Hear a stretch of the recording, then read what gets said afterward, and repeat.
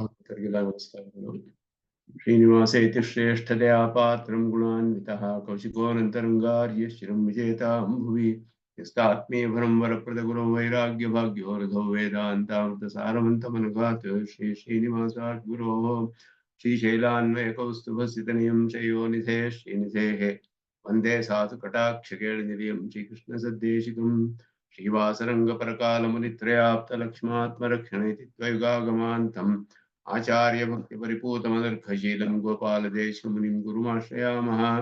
नारायणाख्येतिराजपदाब्जभृङ्ग श्रीवासयोगी गुरुणार्पितभारमीशे भक्त्यादिपूर्णवरदारिकृपात्तचिह्नं श्रीनिवासमुनिवर्यमहं प्रपद्ये।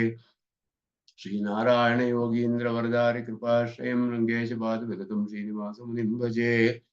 श्रीमान् वेङ्कटनाथार्य कवितार्किककेसरी वेदान्ताचार्यवर्यो मे सन्निधत्तां सदा हृदि यो नित्यमच्युतपदाम्बुजयुग्मरुक्मव्यामोहतस्तरितराणि मेने अस्मद्गुरोर्भगवतोऽस्य देकसिन्धो रामानुजस्य चरणौ शरणं प्रपद्ये।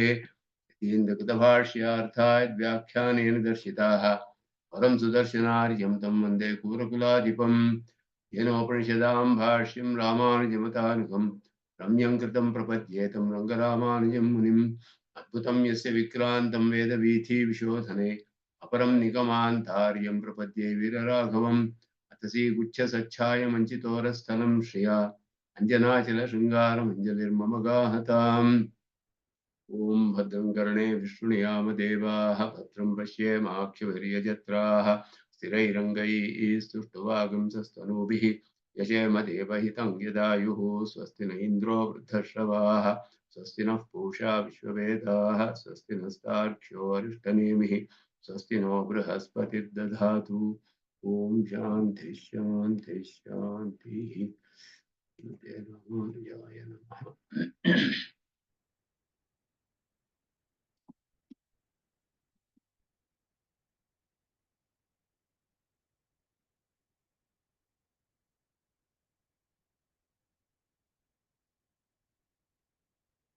ಉಪೋಪನಿಷತ್ತಿನ ಮೂರನೆಯ ಮುಂಡಕದಲ್ಲಿ ಒಂದು ಖಂಡ ಮುಗಿಯಿತು. ಇದು ಎರಡನೇ ಖಂಡ. ಅದರಲ್ಲಿ ಕಡೆಯ ಮಂತ್ರದಲ್ಲಿ ಆಚಾರ್ಯರ ಒಂದು ಮಹಿಮೆ ಅಂದ್ರೆ ಬ್ರಹ್ಮವಿತ್ತನ್ನ ಪ್ರಶಂಸೆ ಮಾಡಿ, ಬ್ರಹ್ಮವಿತ್ತು ಅಂತ ಹೇಳಿದ್ರೆ ಆಚಾರ್ಯರು ಅಂತಲೇ ವ್ಯಾಖ್ಯಾನ ಮಾಡಲ್ಪಟ್ಟಿದೆ. ಎರಡನೆಯ ಮಂತ್ರದಲ್ಲಿಯೂ ಹಾಗೆಯೇ ಮುಂದಿನ ಖಂಡದ ಮೊದಲ ಮಂತ್ರ, ಅದರಲ್ಲಿ ಸ ವೇದ ಏತತ್ ಪರಮಂ ಬ್ರಹ್ಮಧಾಮ ಯತ್ರ ವಿಶ್ವಂ ನಿಹಿತಂ ಭಾತಿ ಶುಭ್ರಂ ಯಸ್ಮಿನ್ ಅಂತ ಪಾಠಾಂತರ. ಉಪಾಸತೆ ಪುರುಷಂ ಯೇ ಹ್ಯಕಾಮಾಃ ತೇ ಶುಕ್ರಮೇ ತದತಿವರ್ತಂತಿ ಧೀರಾಃ. ಇದರಲ್ಲಿಯೂ ಅಂತಹ ಒಬ್ಬ ಬ್ರಹ್ಮವಿತ್ತಿನ ಆಚಾರ್ಯ ಪುರುಷನ ಮಹಿಮೆಯನ್ನ ಇಲ್ಲಿ ತಿಳಿಸುತ್ತೆ. ಆತ್ಮವಿತ್ ಪೂಜಾಯಾಹ ಮೋಕ್ಷ ಫಲಕತ್ವಮಾಹ. ಉಪಾಸನೆ ಮಾಡಬೇಕು ಅಂತ ಕೂಡ ಹೇಳಿದೆ ಉಪನಿಷತ್ತಿನಲ್ಲಿ ಅಂತಹವರನ್ನ. ಸವೇದ ಏತತೆ ಪರಮಂ ಬ್ರಹ್ಮಧಾಮ ಯತ್ರ ವಿಶ್ವಂ ನಿಹಿತಂ ಭಾತಿ ಶುಭ್ರಂ. ಯತ್ರ ಬ್ರಹ್ಮಣಿ, ಯತ್ರ ಅಂದ್ರೆ ಯಸ್ಮಿನ್ ಅಥವಾ ಯತ್ರ ಪರಮಾತ್ಮನಲ್ಲಿ ಅಂತ ಅರ್ಥ. ವಿಶ್ವಂ ಭುವನಂ ಜೀವಜಾತಂ ನಿಹಿತಂ ಶುಭ್ರಂ ನಿರ್ಮಲಂ ಸ್ವಪ್ರಕಾಶಂ ಭಾತಿ. ಈ ಎಲ್ಲಾ ಜೀವಜಾತಗಳು ಸ್ವಯಂ ಪ್ರಕಾಶ ಇಲ್ಲಿ ಯಾರನ್ನು ಆಶ್ರಯಿಸಿದೆಯೋ, ಯಾವುದು ಸ್ವಯಂ ಪ್ರಕಾಶವಾಗಿದೆಯೋ, ಏತತ್ ಈದೃಶಂ ಸರ್ವಕಾಮಾಸ್ಪದತೆಯ ಧಾಮ ಶಬ್ದಿತಂ ಬ್ರಹ್ಮ ಪರಮಂ ಬ್ರಹ್ಮ ನಾರಾಯಣಂ. ಧಾಮ ಅಂತ ಹೇಳಲ್ಪಟ್ಟ ಪರಮಂ ಬ್ರಹ್ಮ ಪರಬ್ರಹ್ಮ, ಧಾಮ ಪರಮಂ. ಧಾಮ ಅಂತಾನೆ ಜಯಂತಿ ಸಂಭವಂ ಧಾಮ ಅಂತ ಹೇಳಿ ಸ್ವಾಮಿ ದೇಶಿಕನ್ ಹೇಳ್ತಾರೆ ಗೋಪಾಲ ವಿಂಶತಿಯಲ್ಲಿ. ಜಯಂತಿ ಸಂಭವಂ ಧಾಮ ವೈಜಯಂತಿ, ಅಲ್ಲಿ ಜಯಂತಿ ಸಂಭವಂ ಧಾಮ ಅಂತಾನೆ ಪರಮಾತ್ಮನಿಗೆ ಧಾಮ ಅಂತಾನೆ ಹೇಳಲ್ಪಟ್ಟಿದೆ. ತೇಜಸ್ಸು ಅನ್ನೋದೇ ಅಲ್ಲಿ ಅರ್ಥ. ಅಲ್ಲಿ ಅದೇ ರೀತಿ ಗಾಯತ್ರಿ ಮಂತ್ರದಲ್ಲಿಯೂ ಹಾಗೆ ಇಲ್ಲೆಲ್ಲ ಪರಮಾತ್ಮನನ್ನ ತೇಜಸ್ಸು, ತೇಜೋ ರೂಪನಾದವನು ಅಂತ ಹೇಳಿಯೇ ಉಪಾಸನೆ ಪ್ರಾರ್ಥನೆ ಮಾಡಲ್ಪಟ್ಟಿದೆ. ಈದೃಶಂ ಸರ್ವಕಾಮಾಸ್ಪದತೆಯ ಧಾಮ ಶಬ್ದಿತಂ ಪರಮಂ ಬ್ರಹ್ಮ ನಾರಾಯಣಂ. ಸರ್ವಕಾಮಾಸ್ಪದತೆಯ, ಎಲ್ಲ ಆಸೆಗಳಿಗೂ ಆಸ್ಪದವಾಗಿರುವಂತಹದ್ದು. ನಾರಾಯಣನು ಸಹ ಪೂರ್ವಪ್ರಕೃತ ಆತ್ಮಜಃ ವೇದ ಇತ್ಯರ್ಥಃ. ಸವೇದ ಸವೇದ ಏತತ್ ಸಹ ವೇದ, ಯಾರು ತಿಳಿದರು ಅವನು ತಿಳಿದ ಅಂತ ಹೇಳಿದ್ರೆ, ಯಾರು ತಿಳಿದರು ಅಂದ್ರೆ ಹಿಂದಿನ ಮಂತ್ರದಲ್ಲಿ ಹೇಳಲ್ಪಟ್ಟಂತಹ ಆತ್ಮಜ್ಞ ಅಂತ ಹೇಳಲ್ಪಟ್ಟವನು, ಅವನು ಪರಮಾತ್ಮನನ್ನ ತಿಳಿದಿದ್ದಾನೆ. ಪರಮಾತ್ಮನು ಪರಮಂ ಬ್ರಹ್ಮ ಧಾಮ, ಆ ಪರಮಾತ್ಮನು ಎಲ್ಲಾ ಕಾಮನೆಗಳಿಗೂ ಆಶ್ರಯನಾಗಿರುವಂತಹವನು. ಪರಮಾತ್ಮ ಸ್ವಪ್ರಕಾಶನಾದವನು, ಶುಭ್ರನಾದವನು. ಎಲ್ಲ ವಿಶ್ವದಲ್ಲಿರುವ ಎಲ್ಲ ಜೀವಜಾತಿಗಳು ಅವನಲ್ಲಿ ಆಶ್ರಿತವಾಗಿದೆ. ಅಂತಹ ಪರಮಾತ್ಮನಾದ ಪರಂಬ್ರಹ್ಮ ನಾರಾಯಣನನ್ನು ಇಂತಹ ಒಬ್ಬ ಬ್ರಹ್ಮವಿತ್ತು ತಿಳಿದಿರುವವನು. ಅಂತಹವನನ್ನ ಉಪಾಸತೆ ಪುರುಷಂ ಯೇಹಿ ಅಕಾಮಾಹ ತೇ ಶುಕ್ರಮೇತತ್ ಅತಿವರ್ತಂತಿ ಧೀರಾಹ. ಅಂತಹವನನ್ನ ಆತಃ ಯಾವ ಕಾರಣದಿಂದ ಅವನಲ್ಲಿ ಪರಮಾತ್ಮನನ್ನು ಅವನು ತಿಳಿದಿದ್ದಾನೋ, ಅಂತಹ ಪರಮಾತ್ಮನನ್ನ, ಅಂತಹವನನ್ನ ಯೇ ಧೀರಾಹ, ಧೀರಾಹ ಅಂದ್ರೆ ಪ್ರಜ್ಞಾಶಾಲಿನಃ, ವಿವೇಕಿಗಳಾದವರು, ಜ್ಞಾನಿಗಳಾದವರು, ತಾದೃಶ ಆತ್ಮಜ್ಞಂ ಪುರುಷಂ, ಅಂತಹ ಆತ್ಮಜ್ಞನಾದ ಒಬ್ಬ ಪುರುಷನನ್ನ ಅಕಾಮಾಹ ಫಲಾಂತರ ಕಾಮನಾ ರಹಿತಾಹ ಅಂದ್ರೆ ಮುಮುಕ್ಷವಃ ಸಂತಹ, ಯಾವ ಆಸೆಗಳು ಇಲ್ಲದೆ, ಅಕಾಮಾಹ ಅಂದ್ರೆ ಬೇರೆ ಫಲಗಳಲ್ಲಿ ಆಸೆ ಇಲ್ಲದವರಾಗಿ ಮೋಕ್ಷವನ್ನೇ ಇಚ್ಛಿಸುವವರಾಗಿರುವಂತಹ ಮುಮುಕ್ಷವಃ ಪರಮಾತ್ಮಾನಂ ಇವ ಉಪಾಸತೆ, ಪರಮಾತ್ಮನಂತೆಯೇ ಅವನನ್ನು ಉಪಾಸನೆ ಮಾಡ್ತಾರೆ. ಉಪಾಸತೆ ಪುರುಷಂ ಯೇಹಿ ಅಕಾಮಾಹ, ಯಾರು ಅಂದ್ರೆ ಧೀರರು, ಪ್ರಜ್ಞಾಶಾಲಿಗಳು. ಅಂತಹ ಪುರುಷನನ್ನ ಯಾರು ಉಪಾಸನೆ ಮಾಡ್ತಾರೋ, ಅಂದ್ರೆ ಫಲಾಂತರದಲ್ಲಿ ಆಸೆ ಇಲ್ಲದೆ ಮೋಕ್ಷವನ್ನೇ ಇಚ್ಛಿಸುವಂತಹ ಮೋಕ್ಷಗಳು, ಪರಮಾತ್ಮನಂತೆಯೇ ಅವನನ್ನು ಯಾರು ಉಪಾಸನೆ ಮಾಡ್ತಾರೋ, ತೇ ಏತತ್ ಶುಕ್ರಂ ಚರಮಧಾತುಂ ಅತಿಕ್ರಮ್ಯ ವರ್ತಂತೆ ಜನ್ಮಶೂನ್ಯ ಭವಂತಿ. ಶುಕ್ರ ಅನ್ನೋದಕ್ಕೆ ಇಲ್ಲಿ ವೀರ್ಯ ಅನ್ನುವ ಅರ್ಥ. ಜನ್ಮಕ್ಕೆ ಕಾರಣವಾದದ್ದು, ಅದನ್ನ ದಾಟಿಬಿಡ್ತಾರೆ ಅಂತ ಹೇಳಿದ್ರೆ ಅದು ಚರ್ಮಧಾತು ಅಂತ ಹೇಳಲ್ಪಟ್ಟಿದೆ. ಆ ಧಾತುವನ್ನ ದಾಟ್ತಾರೆ ಅಂದ್ರೆ, ಆ ಧಾತುವನ್ನ ಜಯಿಸ್ತಾರೆ ಅಂತ ಹೇಳಿದ್ರೆ ಮತ್ತೆ ಹುಟ್ಟುವುದಿಲ್ಲ ಅಂತ ಅರ್ಥ, ಜನ್ಮಶೂನ್ಯರಾಗ್ತಾರೆ ಅಂತ ಅರ್ಥ. ಅದು ಶುಕ್ರ ಅನ್ನುವುದು ಒಂದು ಧಾತು ಅಂತ ಆಯುರ್ವೇದಾದಿಗಳಲ್ಲಿ ಕೂಡ ಹೇಳಲ್ಪಟ್ಟಿದೆ. ವೀರ್ಯ ಅಂತ ಹೇಳೋದು, ಅದರಲ್ಲಿ ಇದು ಮಾಂಸ, ರಕ್ತ, ಮೇಧಸ್ಸು, ಅಸ್ಥಿ ಇವುಗಳೆಲ್ಲ ಧಾತುಗಳು ಅಂತ ಹೇಳಲ್ಪಟ್ಟಿದೆ. ಉಪನಿಷತ್ತಲ್ಲಿಯೂ ಹೇಳುತ್ತೆ, ತ್ವಕ್ ಚರ್ಮ ಮಾಗಂ ಸಗ್ಗ ಸ್ನಾವ ಅಸ್ಥಿ ಮಜ್ಜ. ತ್ವಕ್ ಚರ್ಮ ಮಾಂಸಂ ಸ್ನಾವ ಅಸ್ಥಿ ಮಜ್ಜ ಇದೆಲ್ಲ ಹೇಳಿದ ಹಾಗೆ ಅಲ್ಲಿ ಆಯುರ್ವೇದದಲ್ಲಿ ವೀರ್ಯ ಅನ್ನೋದು ಚರ್ಮಧಾತು ಅಂತ ಹೇಳಲ್ಪಟ್ಟಿದೆ. ಅದು ಜನ್ಮಕ್ಕೆ ಕಾರಣವಾದದ್ದು. ಅದನ್ನ ಅತಿವರ್ತಂತಿ ಅಂದ್ರೆ ಅದನ್ನ ಮೀರಿ ಇರ್ತಾರೆ ಅಂತ ಹೇಳಿದ್ರೆ ಜನ್ಮಶೂನ್ಯರಾಗ್ತಾರೆ ಎನ್ನುವ ಅರ್ಥ ಬರುತ್ತೆ. ಆದ್ರಿಂದ ಇಂತಹ ಆತ್ಮಜ್ಞನನ್ನ ಉಪಾಸನೆ ಮಾಡಬೇಕು ಅಂತ ಉಪನಿಷತ್ ತಿಳಿಸುತ್ತೆ. ಅದರಿಂದ ಆಚಾರ್ಯರನ್ನ ಆಶ್ರಯಿಸಿದ್ರೆ ಅಂತಹ ಆಚಾರ್ಯರನ್ನ ಇವನಿಗೆ ಸದ್ಗತಿ ದೊರೆಯುವುದು, ಮುಮುಕ್ಷುಗಳಾದವರಿಗೆ ಉಪಾಯ ಅನುಷ್ಠಾನವನ್ನು ಮಾಡಿಸಿ ಅವರಿಗೆ ಮೋಕ್ಷಕ್ಕೆ ಕಾರಣರಾಗ್ತಾರೆ. ಆ ಒಂದು ದೃಷ್ಟಿಯಿಂದ ಅವರ ಉಪಾಸನೆ ಇದು ಮಧುರ ಕವಿಗಳು ಅದೇ ಮಾಡಿದ್ದು. ಮಧುರ ಕವಿಗಳು ಮಾಡಿದ್ದು ನಮ್ಮಾಳ್ವಾರನ್ನೇ ಪರಮಾತ್ಮನಂತೆ ಉಪಾಸನೆ ಮಾಡಿದ್ರು. ಅವರು ಅವರ ವ್ಯಾಖ್ಯಾನಗಳಲ್ಲಿ ಅವರ ಬಗ್ಗೆ ಬರೆಯುವಾಗ ಇದು ಈ ಕಣ್ಣಿನುಂಚಿರುತ್ತಾ ಅನ್ನೋ ಪ್ರಬಂಧದ ಮೇಲೆ ವ್ಯಾಖ್ಯಾನಗಳನ್ನೆಲ್ಲ ಬರೆಯುವಾಗ ಆಚಾರ್ಯರುಗಳು ಈ ಮಂತ್ರಗಳನ್ನೆಲ್ಲ ಉದಾಹರಿಸ್ತಾರೆ.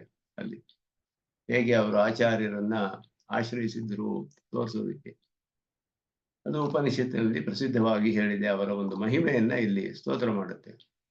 ಕಾಮಾನಯಃ ಕಾಮಯತೆ ಮನ್ಯಮಾನಃ ಸ ಕಾಮಭಿಃ ಜಾಯತೆ ತತ್ರ ತತ್ರ ಪರ್ಯಾಪ್ತ ಕಾಮಸ್ಯ ಕೃತಾತ್ಮನಶ್ಚ ಇಹೈವ ಸರ್ವೇ ಪ್ರಬಲೀಯಂತಿ ಕಾಮಾಹ ಪ್ರವಿಲೀಯಂತಿ ಕಾಮಾಹ. ಪ್ರವಿಲೀಯಂತಿ ವಿಲಯವಾಗ್ಬಿಡುತ್ತೆ, ಲಯವಾಗ್ಬಿಡುತ್ತೆ ಅಂತ ಅರ್ಥ.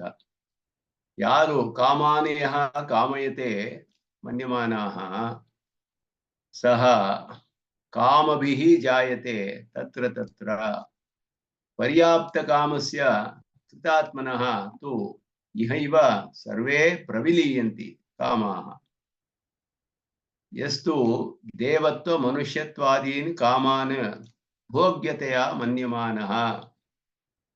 ಕಾಮಾನು ಮನ್ಯಮಾನಃ ಹೇಳಿದ್ರೆ ಆಸೆ ಪಡಲ್ಪಡಬೇಕಾದದ್ದು ಅಂತ ಯಾರು ತಿಳಿತಾರೋ ಯಾವುದನ್ನ ದೇವತ್ವ ಮನುಷ್ಯತ್ವ ಮೊದಲಾದವುಗಳೇ ಭೋಗ್ಯವಾದವು ಅಂತ, ಈ ಕಾಮನೆಗಳನ್ನೆಲ್ಲ ಇದುವೇ ಭೋಗ್ಯವಾದವು ಅಂತ ಯಾರು ತಿಳಿದಿದಾರೋ, ತಿಳಿದು ಅದನ್ನೇ ಕಾಮಯತೆ ಅದನ್ನೇ ಆಸೆ ಪಡ್ತಾರೋ, ಸಹ ತತ್ರ ತತ್ರ ದೇವತ್ವ ಮನುಷ್ಯತ್ವಾದೌ ಕಾಮಭಿಹಿ ಕಾಮೈಹಿ ತತ್ತತ್ ಕಾಮವಶಾತ್ ಇತಿ ಯಾವತ್ ದೇವ ಮನುಷ್ಯಾದಿ ರೂಪೇಣ ಜಾಯತೆ.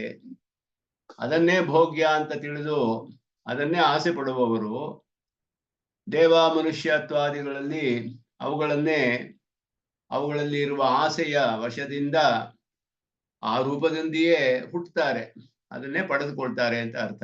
ಇಂತಹ ಫಲಗಳನ್ನ ಆಸೆ ಪಟ್ಟು ಯಾರು ಅದಕ್ಕೆ ಬೇಕಾದ ಉಪಾಯಗಳನ್ನೆಲ್ಲ ಅನುಷ್ಠಾನ ಮಾಡ್ತಾರೋ, ಆಸೆ ಪಡ್ತಾರೆ ಅಂದ್ರೆ ಆಸೆ ಪಟ್ಟು ಅವ್ರಿಗೆ ಬೇಕಾದ ಉಪಾಯಗಳನ್ನೆಲ್ಲ ಅನುಷ್ಠಾನ ಮಾಡ್ತಾರೋ ಅದೇ ರೂಪದಲ್ಲಿಯೇ ಅವರು ಜನ್ಮ ಹೊಂದುತ್ತಾರೆ.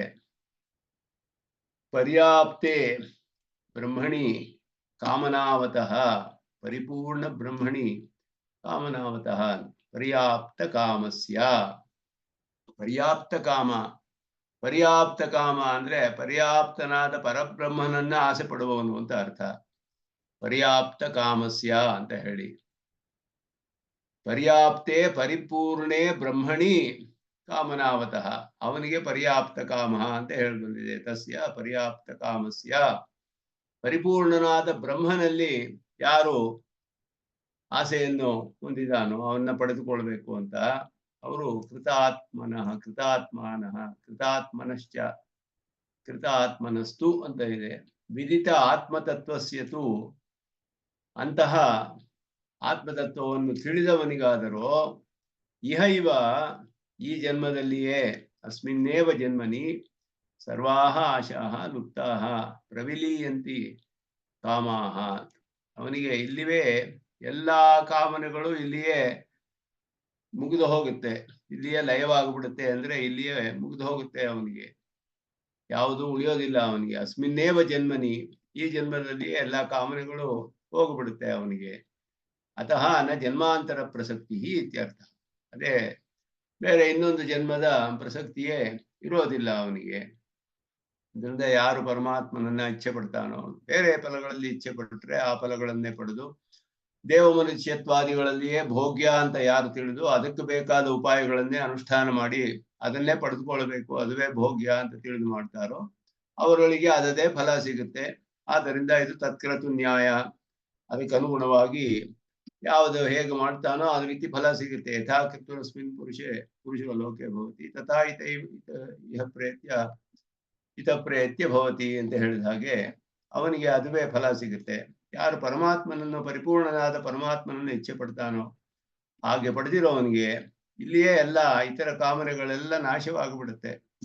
ಇನ್ನೊಂದು ಜನ್ಮದ ಪ್ರಸಕ್ತಿಯೇ ಇರೋದಿಲ್ಲ ಅವನಿಗೆ. ಕೃತಾತ್ಮ ಅಂತ ಹೇಳಲ್ಪಟ್ಟಿದೆ. ಕೃತಾತ್ಮನಃ ಇತ್ಯತ್ರ ಶಬ್ದ